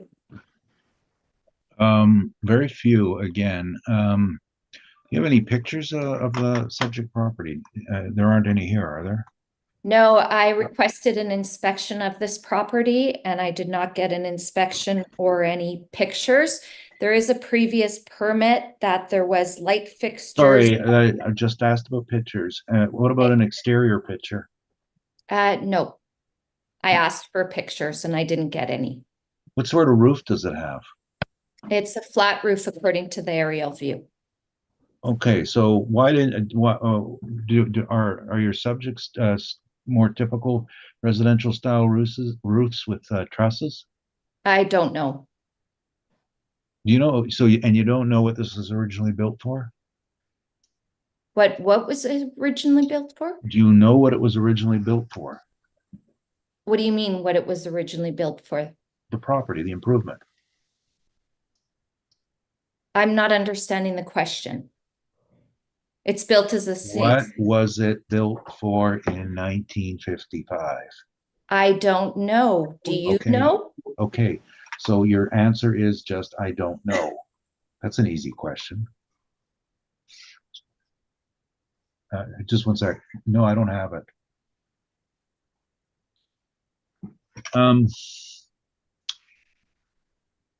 Does your model deal with flat roof properties in any way? I don't know. Is it typical to see a flat roof on a residential house in Winnipeg? Yes, there are new builds with a lot of flat roofs now. New built. This is not a new build though, is it? 1955, I don't know what's been done on the inside or the outside. Okay. So I just wanted to get that clarified. No other questions. Okay, thank you. Ms. Burhan, any questions? None, thank you. Mr. Marks? And none for me, thank you. And I have none at the current time. So I will hand it over to the applicant to make his presentation, please. And again, we don't have a presentation for you. And in this particular case, I've known this property owner for 20 years, and he's owned the property ever for that time. If you had an exterior picture, and I apologize, we should have at least sent that in. You can see that it was built as a some form of office, and in 1955, and converted later to a house. When we started to look for research sales, nothing of that vintage came up.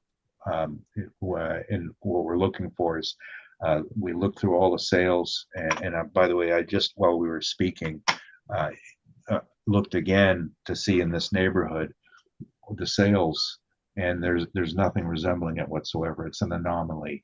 And it's not something that a bunch of standard wood truss roof sales could tell you. What's the reaction to the consumer buying a typical home or buying one with a flat roof?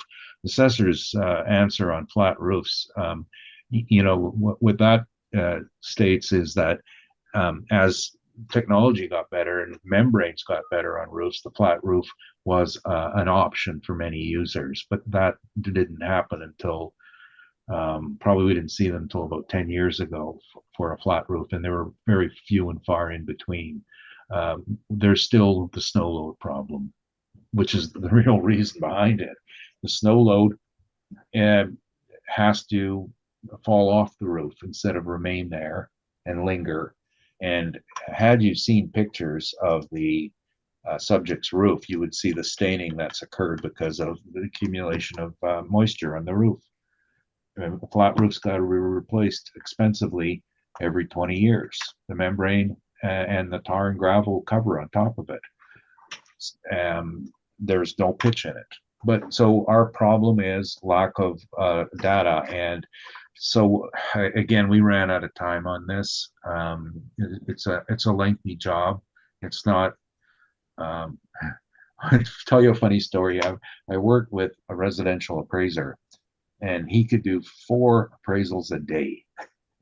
And normally you can do 4 appraisals a day on a house easily, if the house is simple and you can go to MLS and get your comps, and you can find 10 examples that are close to the subject. We found 0. We have to, it's a, apologies again. This was just a difficult day for us on the anomalies in the marketplace. So we don't have a number for you. I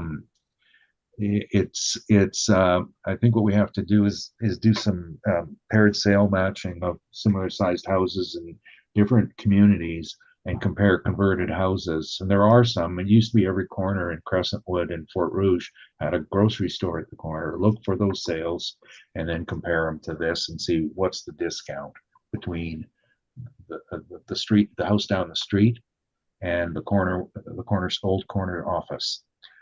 That's all I have. My apologies again. Thank you.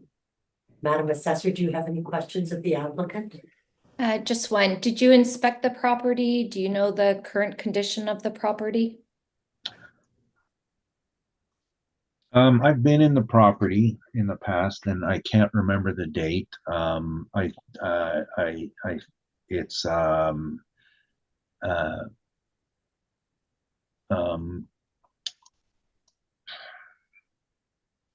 I don't think there's anything special about it. I think it's fairly basic on the inside.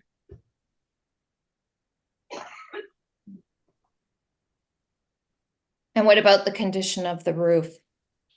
Well, again, you can go look at the Google Street View pictures, and I'm looking at the one dated June 9th, 2022, massive staining on the roof from moisture. So if I look at the history of it, and I did speak to the owner about this, and he did actually do, he said he's working on it shortly. I'm just looking at a newer picture. I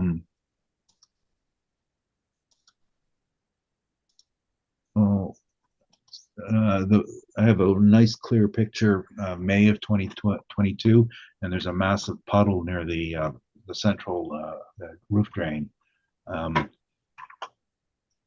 It's a factor. The new garage permit, do you know what kind of roof is on that? Is that gonna match the house or is he doing that different? A garage? Yeah. No idea. It's a garage. I don't know. Okay, I have no further questions. Thank you. Thank you. Ms. Burhan, any questions? None, thank you. Mr. Marks? No, thank you. And I have no further questions. So that concludes number 14 on our docket, and we will move forward to number 15.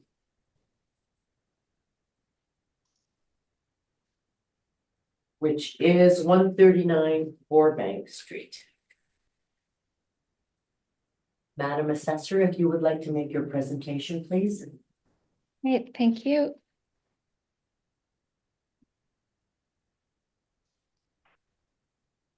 Subject property is 1209-7806-960, 139 Boardroom Street in the neighborhood of Wellington Crescent. It is a two-story single dwelling built in 2021, 1,842 square feet with a full basement and basement finish. It has 2 full bathrooms, 2 half bathrooms, and 1 shower. It has central air conditioning and 1 fireplace. It has a detached multiple garage. The assessed lot size is 3,000 square feet. The comparables 1, 2, and 4 are in the same neighborhood, Wellington Crescent. Comparable 3 is in North River Heights. All comparables are 2-story single dwellings built between 2018 to 2022. The living area ranges from 1,707 square feet to 2,502 square feet. Comparable 1, 2, and 4 have full basements and have basement finish. All the comparables have full basement, and comparable 1, 2, and 4 have basement finish. Comparable 1 and 4 have a total of 4 bathrooms. Comparable 2 and 3 have a total of 3 bathrooms. All comparables have central air conditioning. Comparable 1, 2, and 4 have a fireplace.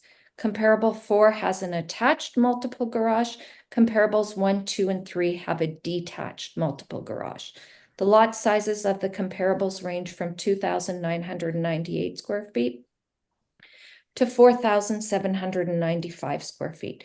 The time adjusted sales prices range from 798,000 to 1,352,000. The time adjusted sales price per square foot ranges from $467 to $540. The subject property is 969,000 for an assessment or for a total per square foot of $526. Thank you. Thank you. Mr. Applicant, do you have any questions of the assessor?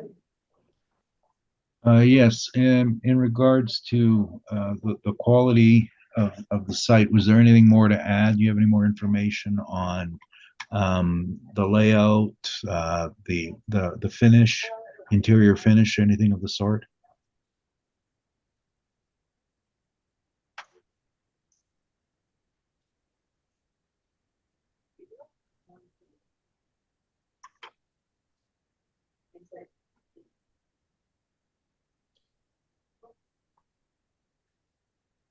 No, I do not. Okay.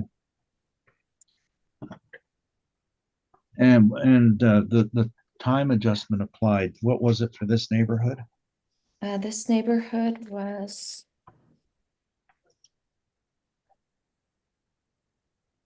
11%. Over that 2-year period, okay. And what is the geographic area of this neighborhood? Does it go to the river, north to the river? Tuxedo River Heights, yes, it does. Okay, so it includes Wellington Crescent, Academy, and all the perpendicular streets in between?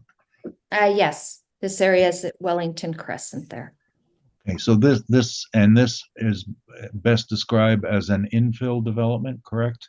Correct.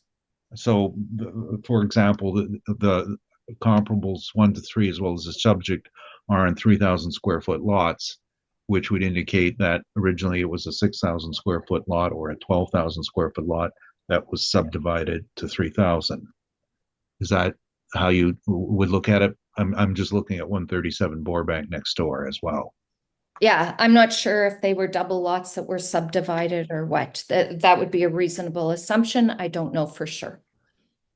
Okay, well, you can just look at the maps. You've got plotting maps, don't you, that date back showing that they were originally large lots? Yeah, I don't have that information. Okay, well, that's fine. Your sales, I'm looking at number 2, built in 2020, sold in 2020. Is that a builder sale? I don't have that information.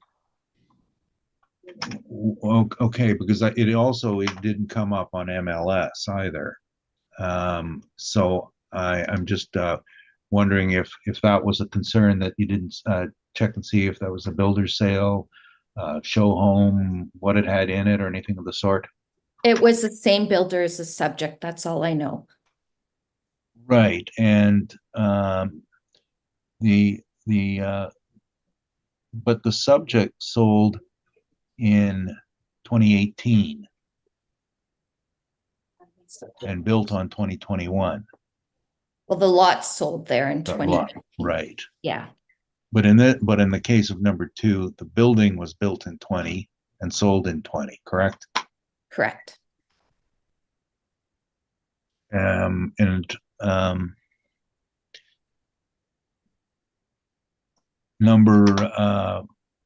looking at the listing on number 1. It's talking about things like skylights. Does the subject have skylights?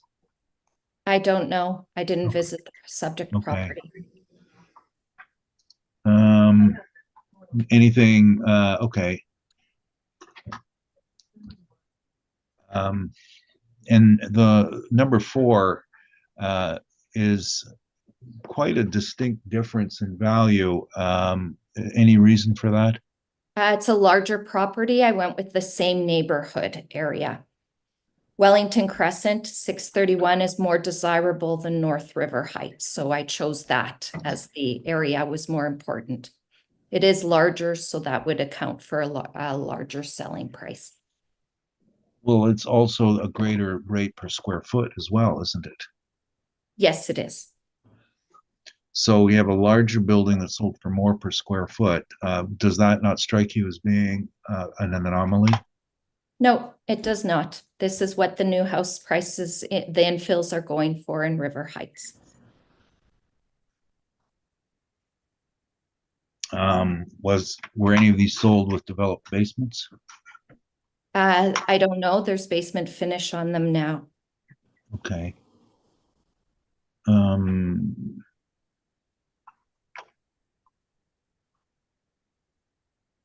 Now,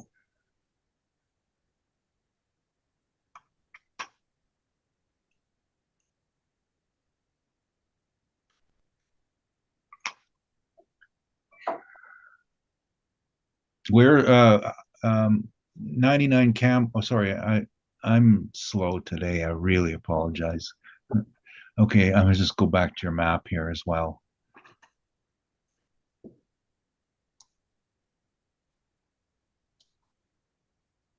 I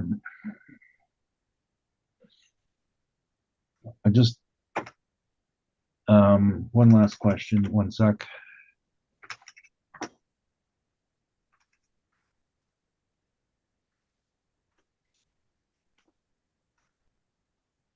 So did you, as in the other one, consider what your average value was on your comparables and compare it against the subject? No, I did not. Okay. No further questions. Thank you. Ms. Verheyen, do you have any questions? None at this time, Madam Chair. Thank you. Mr. Marks, any questions? My question has been asked and answered. Thank you. Thank you. And I think my questions have been asked and answered, so I will turn it over to the applicant to make his presentation, please. Thank you. I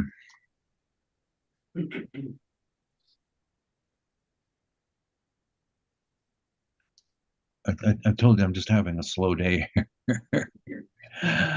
uh, well, we looked and stuck to MLS sales in the area and presented the listings for you. Again, we were looking for infill developments, and they're fairly typical, being a 3,000 square foot lot subdivided from a larger one. Like when Wellington Crescent area was first surveyed, and except for the river lots, everything was laid out in 3,000 foot plots. That'd be 30-foot frontage with 100-foot depth, but a lot of the lots went to double and triple and even quadruple sized. But however, since the zoning does allow for building on a 3,000 foot lot, then the redevelopers came along and focused on redevelopment that way. Instead of the large one, lot one, it would be a smaller one, and it's a fairly common in this neighborhood. And we looked at a number of sales, and they're summarized on page 1 with a mean of 442 a square foot. I gotta think that might be a typo, that whoever the person that did this put 448 a square foot. I haven't read this in a lot of detail. I'm just presenting today, but it's a bit higher than the average, but that's not an issue.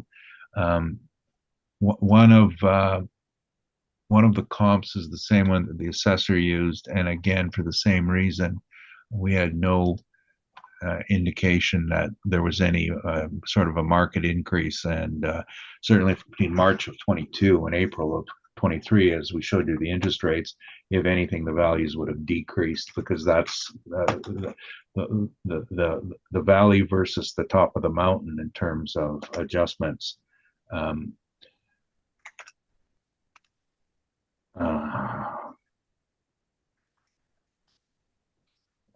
And we don't believe that that is a phenomenon that makes housing prices immune from interest rates. There is one that I think we had on here. I was looking at the one on Campbell, which is what does it say? It's 38. Okay, well, and another one on Lindsay Street, the same thing, and then another one on Campbell. These are all, as I said, focused on newly built infill lots on 3,000 square foot lots. My mistake, it's 25 by 120. I always thought it was 30 by 100. No, the lots are 25 by a depth of 120. And including a very, very recent sale at on Lindsay at February of 23, and another one at 217 Camels, 42303. Sorry, let me just double check that date on here, because obviously you can't consider that as a post-reference sale. That was the sell date, so no, that should be out. Out for purposes of comparisons. The interesting point here is that you have on Lindsay, you have one that sold in 2022 at 486 a foot, and one that sold a year later, interest rates were higher, at 424 a square foot. This is what I'm saying. Now, this is not a perfect comparison, but it's fairly graphic on the changes in price over the time period. There's and I haven't inspected it, haven't been in the house. It's I think that we have a pretty good handle on the comps here, and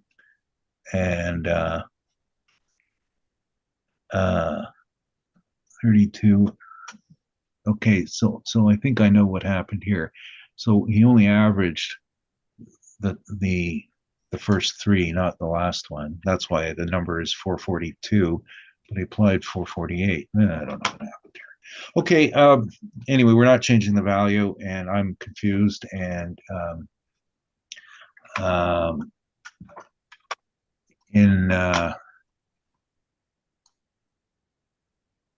that's my presentation.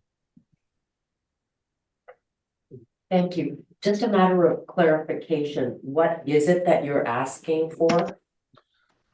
It's not the 442.86, which. Yeah, I'm just looking at this.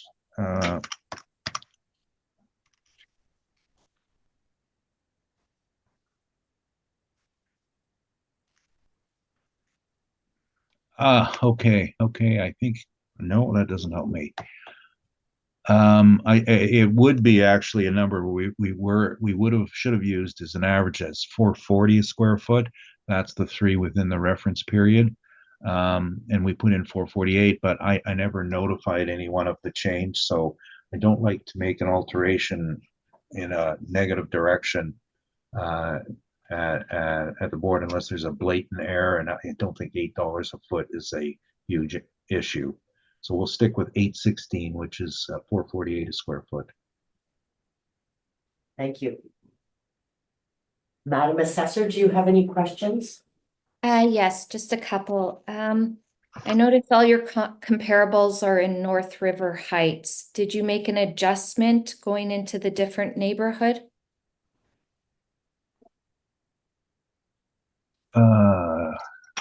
What, how do you characterize North River Heights? What is that? South of Academy. Oh, I see.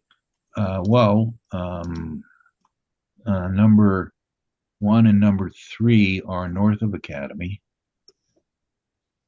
So the only one would have been south is 420 Campbell. Oh, I apologize. No, I see that now. 254 Lindsay. You also have it as a comp, and that is north of Academy. My mistake there. I thought the numbering, I guess the numbering starts at 200 at Academy. I guess, you know, you're right. They're all south of Academy. We've both used South Academy, North Academy sales. I think that, you know, unless you're actually on Wellington Crescent, it really doesn't matter on the low numbers. It's when you start to get further away from Academy, I think that there may be a difference. But I don't. Why didn't know. you use comparables in the same neighborhood? Well, it is the same neighborhood. It's centered on Academy. No, they're south of Academy, so the values are less. It is not Wellington Crescent as 3 of my comparables are. 2 of your comparables. Just a second. You're asking a question. You're not making statements. Okay. We'll treat that as a question. I disagree with you. There is no major difference until you hit Wellington Crescent itself as far as value in this community. Well, I beg to differ on that. I'm answering your question, not arguing with you at this point in time. Thank you. 2 of your comparables are secondary units. Well, I guess 1 now because we're not looking at comparable 4. So your comparable 204 Lindsay Street is a secondary unit. Do you think that has a negative or a positive effect to the value? What do you mean a secondary unit? It has a building code of secondary units. So there's probably a secondary unit in the basement. It was built as a 2-family with the option to have a renter in. Yeah, well, that's it's the building itself is, I'm looking at the listing, 1,930 square feet. So it was approved as a duplex. I think that would probably, this style of building, be a bonus if you can get 2 sets of income off it. Okay. So it might be higher as a result. Okay, and your comparable 1 at 254 Lindsay and your comparable 3 at 420 Campbell have no basement finish. Would you agree basement finish would add to the value? Depends who did it. Okay. If it's professionally done, it might, or if it had a walkout, of course it would. My personal opinion as an appraiser for the last 25 years is I don't put a nickel on basement finish because I think it's something that's done for the owner's personal interest. And walking into a 7-foot high basement because somebody wants a big TV room adds nothing to the value of the house. That's a preference. Especially what I like to do when I walk into a house is I want to see the basement walls.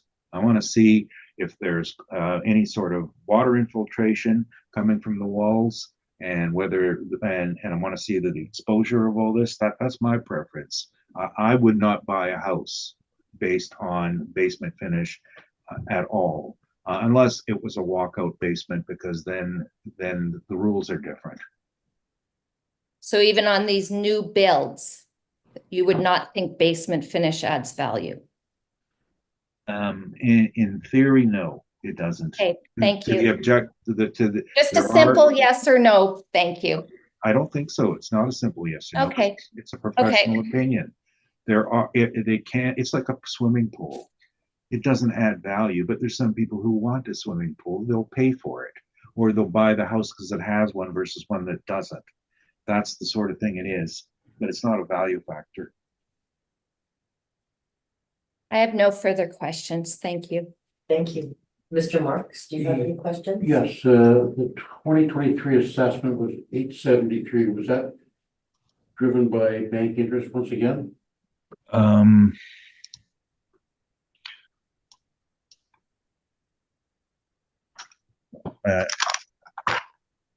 have to check that. On page 1 of your. Yeah, no. What your question was on that was the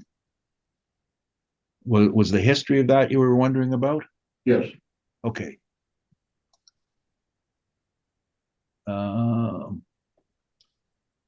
That was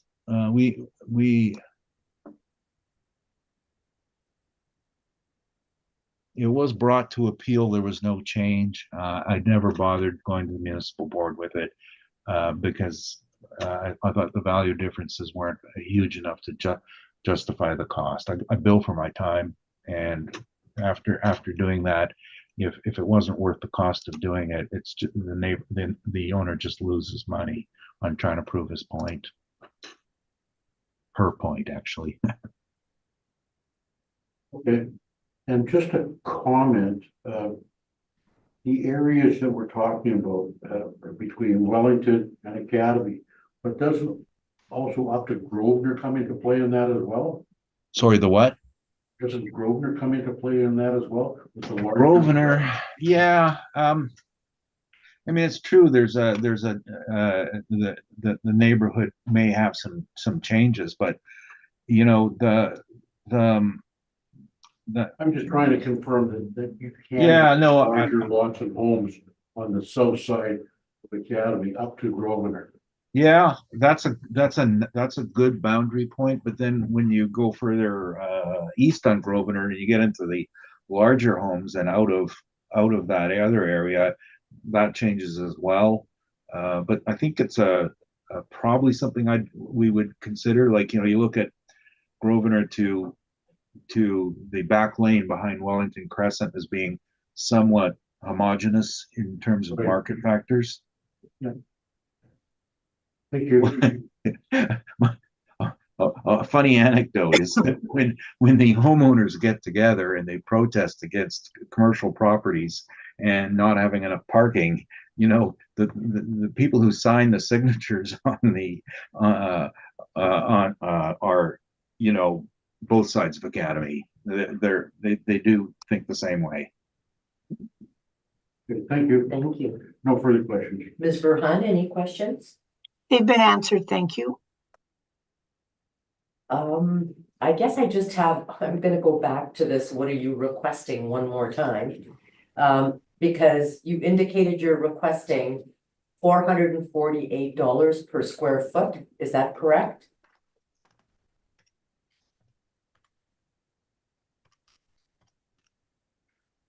Oh, I see what you're saying. The math On doesn't, the math doesn't add up. 1,842 square feet, so that Yeah. would $825,000, is that correct? Yeah, okay.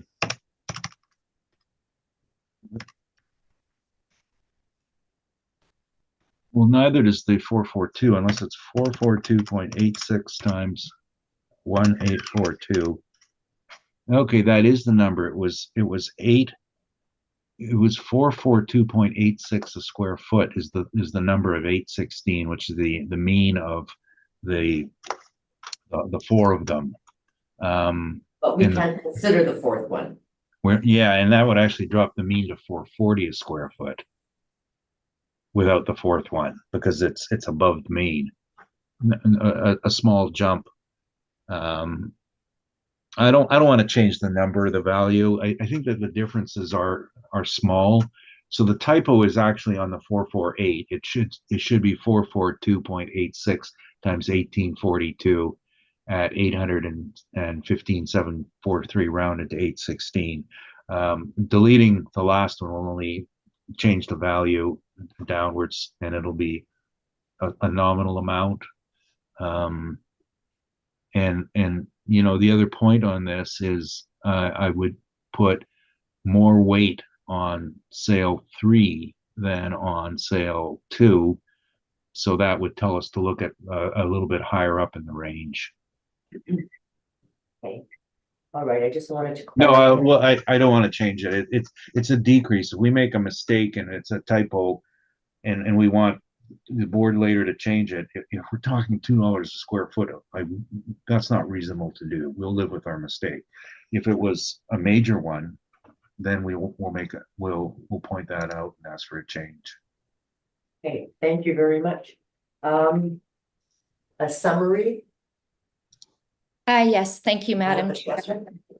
Yes, thank you, Madam Chair. I'm going to ask that the value of 969,000 be confirmed. I would say my best comparable is right next door, 137 Bourbank Street.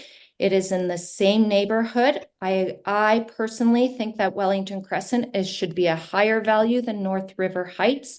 137 is right next door in the same neighborhood. It's built by the same builder. It is similar, very similar to the subject property, and it supports our assessment of 969,000. Thank you. Thank you. Mr. Applicant, a summary. Well, again, the one next door was a builder's sale, and the builder's sale is that market value. Was it tested? No, because what happens with a builder's sale is somebody goes to a builder, commissions a house to be built, the builder makes it, they make change orders, and it's all based on the cost of the builder. That fails the test of market value. Market value is expose it to the market and look what the market will pay, not fulfill a contractual obligation. It's very clear it was a builder's sale. It doesn't even show up on MLS. And so we don't know the details of the transaction. And I think many amongst us have bought homes from builders and they add on extras and but it's not market.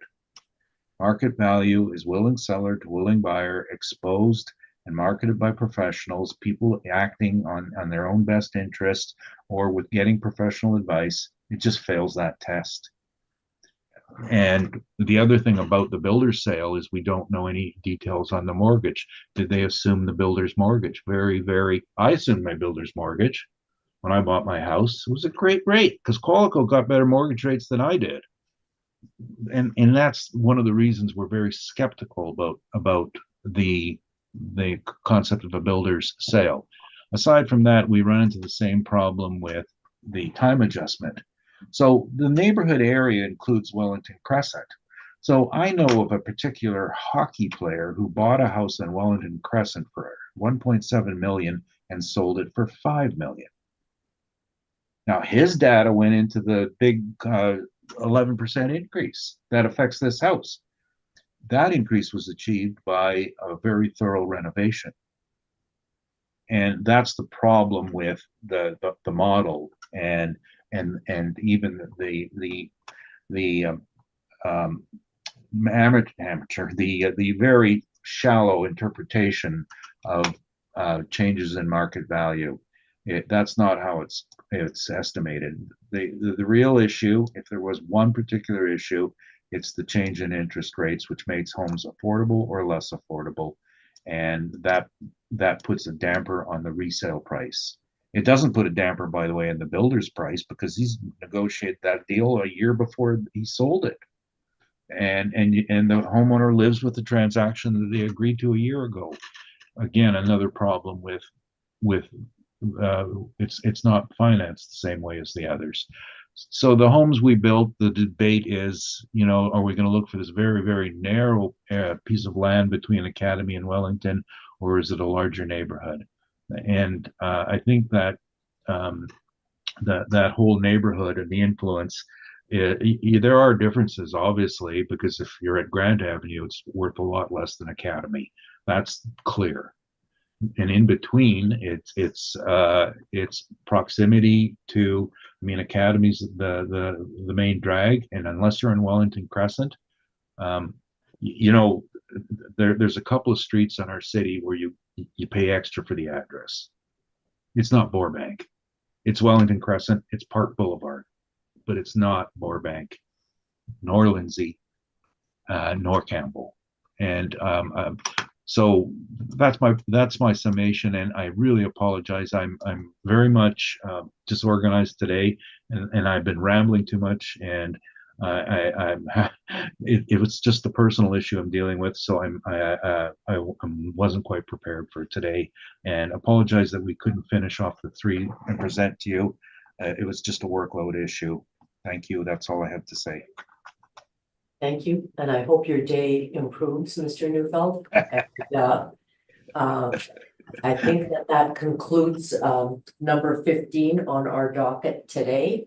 So I am wondering if our secretary has heard anything from number 2. Hey, I am wondering if our secretary has heard anything from number 5. All right, so I think that the board will break for a moment to determine whether we will hear the evidence on number 2 and number 5 on the docket, and then conclude our hearing.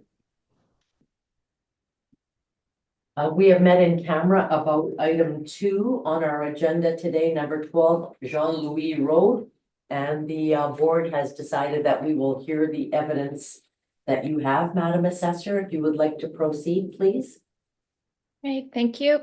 Subject property is 0800-688-4300, 12 Jean Louise Road, 543 St. Vital Perimeter South, 2-story single dwelling built in 1987, 2,168 square feet, a full basement, 2 full baths, 1 half bath, 1 shower. It has central air conditioning, 1 fireplace, and an attached multiple garage. The lot size is 87,676 square feet. No sewer, no water. The comparables are also in the same neighborhood. They're two 1-story or 2 stories. They're single dwellings built from 1978 to 2005. The square footages range from 2,086 square feet to 2,548 square feet. Comparable 1 and 3 has 3 full baths and 1 half bath. Comparable 2 is 3 baths total. Comparable 3 and 4 have 4 bathrooms total. The lot sizes are all this comparables have an attached multiple garage, same as the subject. The lot sizes of the comparables range from 82,026 square feet to 114,437 square feet. The land influences are the same as the subject. No sewer, no water. Comparable 1 also has hydro transformer and rail land influence. Comparable 4 has medium traffic. The time adjusted sales prices range from 570,000 to 819,000. And the time adjusted sales price per square foot ranges from $256 to $393. I ask that the 2025 assessment of $597, which is $275.37, be confirmed. Thank you. Thank you, Ms. Capley. Mr. Marks, any question? None for me, thank you. Ms. Burhan, any questions? And thank you, Madam Chair. And I have no questions. So that concludes number 2 on the docket, 12 Jean-Louis Road. And we will now proceed because the board met in camera and we have decided that we will hear the information on 101 Paul Boulevard, which is number 5. Okay. So I will hand it over to Ms. Catley. Okay, thank you. The roll number is 0800-690-7000, 101 Paul Boulevard. The 2025 assessed value breakdown is class code 10, 223,000, class code 30, 230,000. The land breakdown is a lot size 217,739 square feet or 5 acres. For the 2025 assessment, the land split is 57,000, 20% and 80% or 230,000 for the farm property. Subject is on the vacant land building registry since 2015. It is the assessor's opinion that the majority of the value in this property is in the land with no value attributed to the building. Comparable sales were reviewed in the area to support its recommendation. The recommendation is that we change the class code 10 to 57,000 and the class code 30 to 230,000 for a total of 287,000.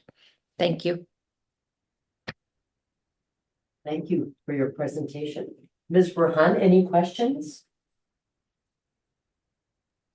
None, thank you, Madam Chair. Mr. Marks, any questions? None for me, thank you. I'm just wondering about these compliance orders that you mentioned here. What is the name?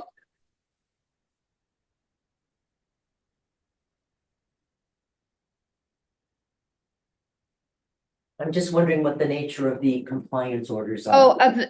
I had some communication with the homeowner, so I'm not sure if the homeowner is living in the building or not. So it was just to confirm or recommendation of the land value that there's no value attributed to the building.